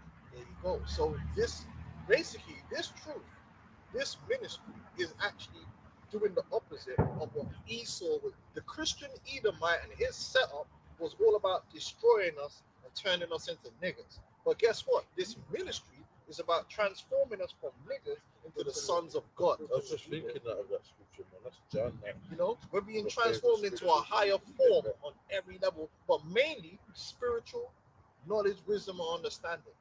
And vocab alone can't stand it because we come with that. Once we're on vibrating on that level, you can't fuck with Jake. Esau actually, Yeah. vocab actually comes with that spirit, that Esau spirit, you know. White supremacy. That spirit, like when you see Jake start, you know, rebuilding himself and start getting to his to the knowledge of who he really is, you know, he comes with that spirit, just like the time when the Israelites, you know, they got the go ahead to build the temple. They heard about this thing and there was like no damn way. It just reminds me of what the other apostle Gabal usually says, you know, in the 31st street, like he saw like this white man, they came over and they saw that, you know, brothers were already realizing that the Hebrew Israelite was like angry, like how did they find out, how, you know. And that's what they still do. That's the spirit in which Vocab comes with, you know. Yeah, they're haters. What is a hater? And they don't want to see us elevate to our highest level. They want to see us. They're happy to see us that world star hip hop thing. They're cool with that. Vocab ain't fighting against them world star hip hop business and all that. And them niggas will come out of the church. Yeah? But he'll fight against us. And what are we teaching our brother? Love our brother. Love each other. Yeah, hold a higher standard. We're even peaceable with other people because you don't see Hebrew Israelites running around having world star hip hop moments because we're peaceable. We're civilized in that way. We're under emotional control because the scripture says, "Be angry and sin not." We're a more advanced, form. That's exactly it. You know. So what's the problem here? You know? Yeah, well, a lot of time when they show them so-called alien movies and stuff like that, they always like that. They're always looking at humans like, man, what's up with y'all? You know what I'm saying?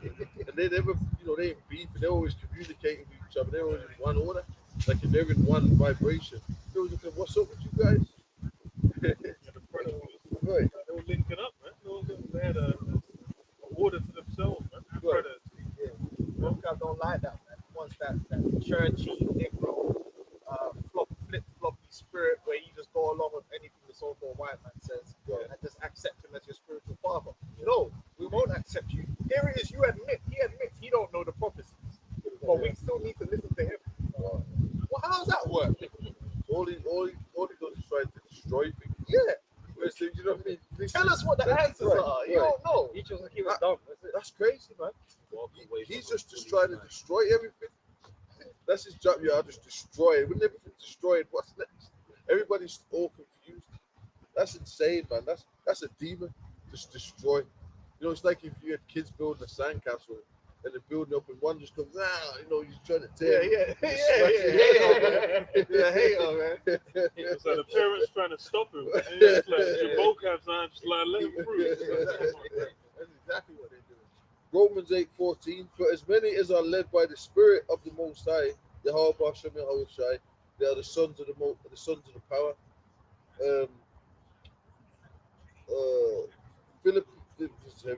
Philippians 2:15, that ye may be blameless and harmless, like we just said, the sons of the Most High, without rebuke, in the midst of a crooked and perverse nation, among whom we shine as lights in the world. And that's why the attention's on us right now. And we do shine as lights because, again, our behavior and the way we treat each other is way better than niggas in the world. Yeah, we applied it of the 10 Commandments. Yeah. You know what I'm saying? Thou shalt not kill, thou shalt not steal, thou shalt not lie. There's all these principles. You know, these are basic principles that the world ain't got. They ain't dealing with that. Remember how many times we've been chilling in the pub principles. And then random flipping people just come up and say, oh, the way you guys are together, the way there's just something different about the way we operate together. You remember that's happened to us quite a few times. Pubs. You just be there and they be like, Exactly, we was in the pubs. Sometimes during camp, we just get back up. There's a power. They can feel the light. You don't have the vibration as the rest of the world does. That's right, man.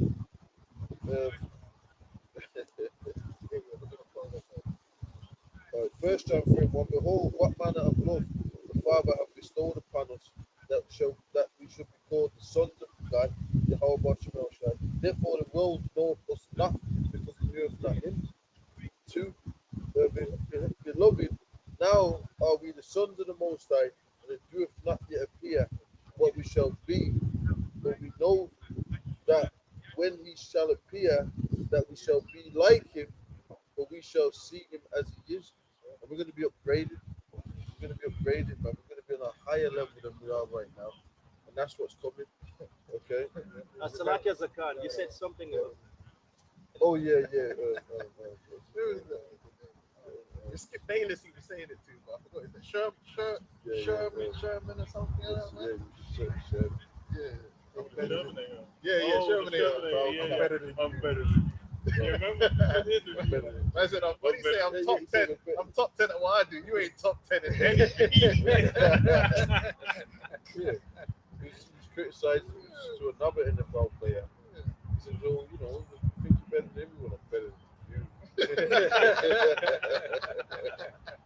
We gotta find that again. I just want to say something real quick. Sherman. It's Sherman.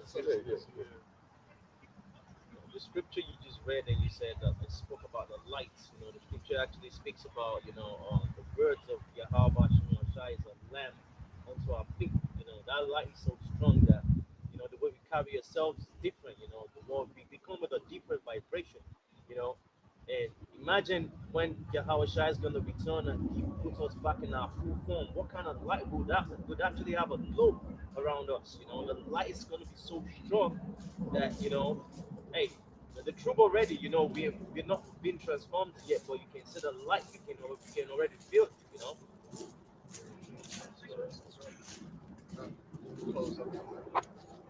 Yeah. Hey, so with that, man, we'll catch you brothers next week, man. Praise Yahweh. Double honors to the apostles at Double honors. Hillstone. Shalom to you brothers and honors to you brothers teaching this word in sincerity. Shalom. Shalom.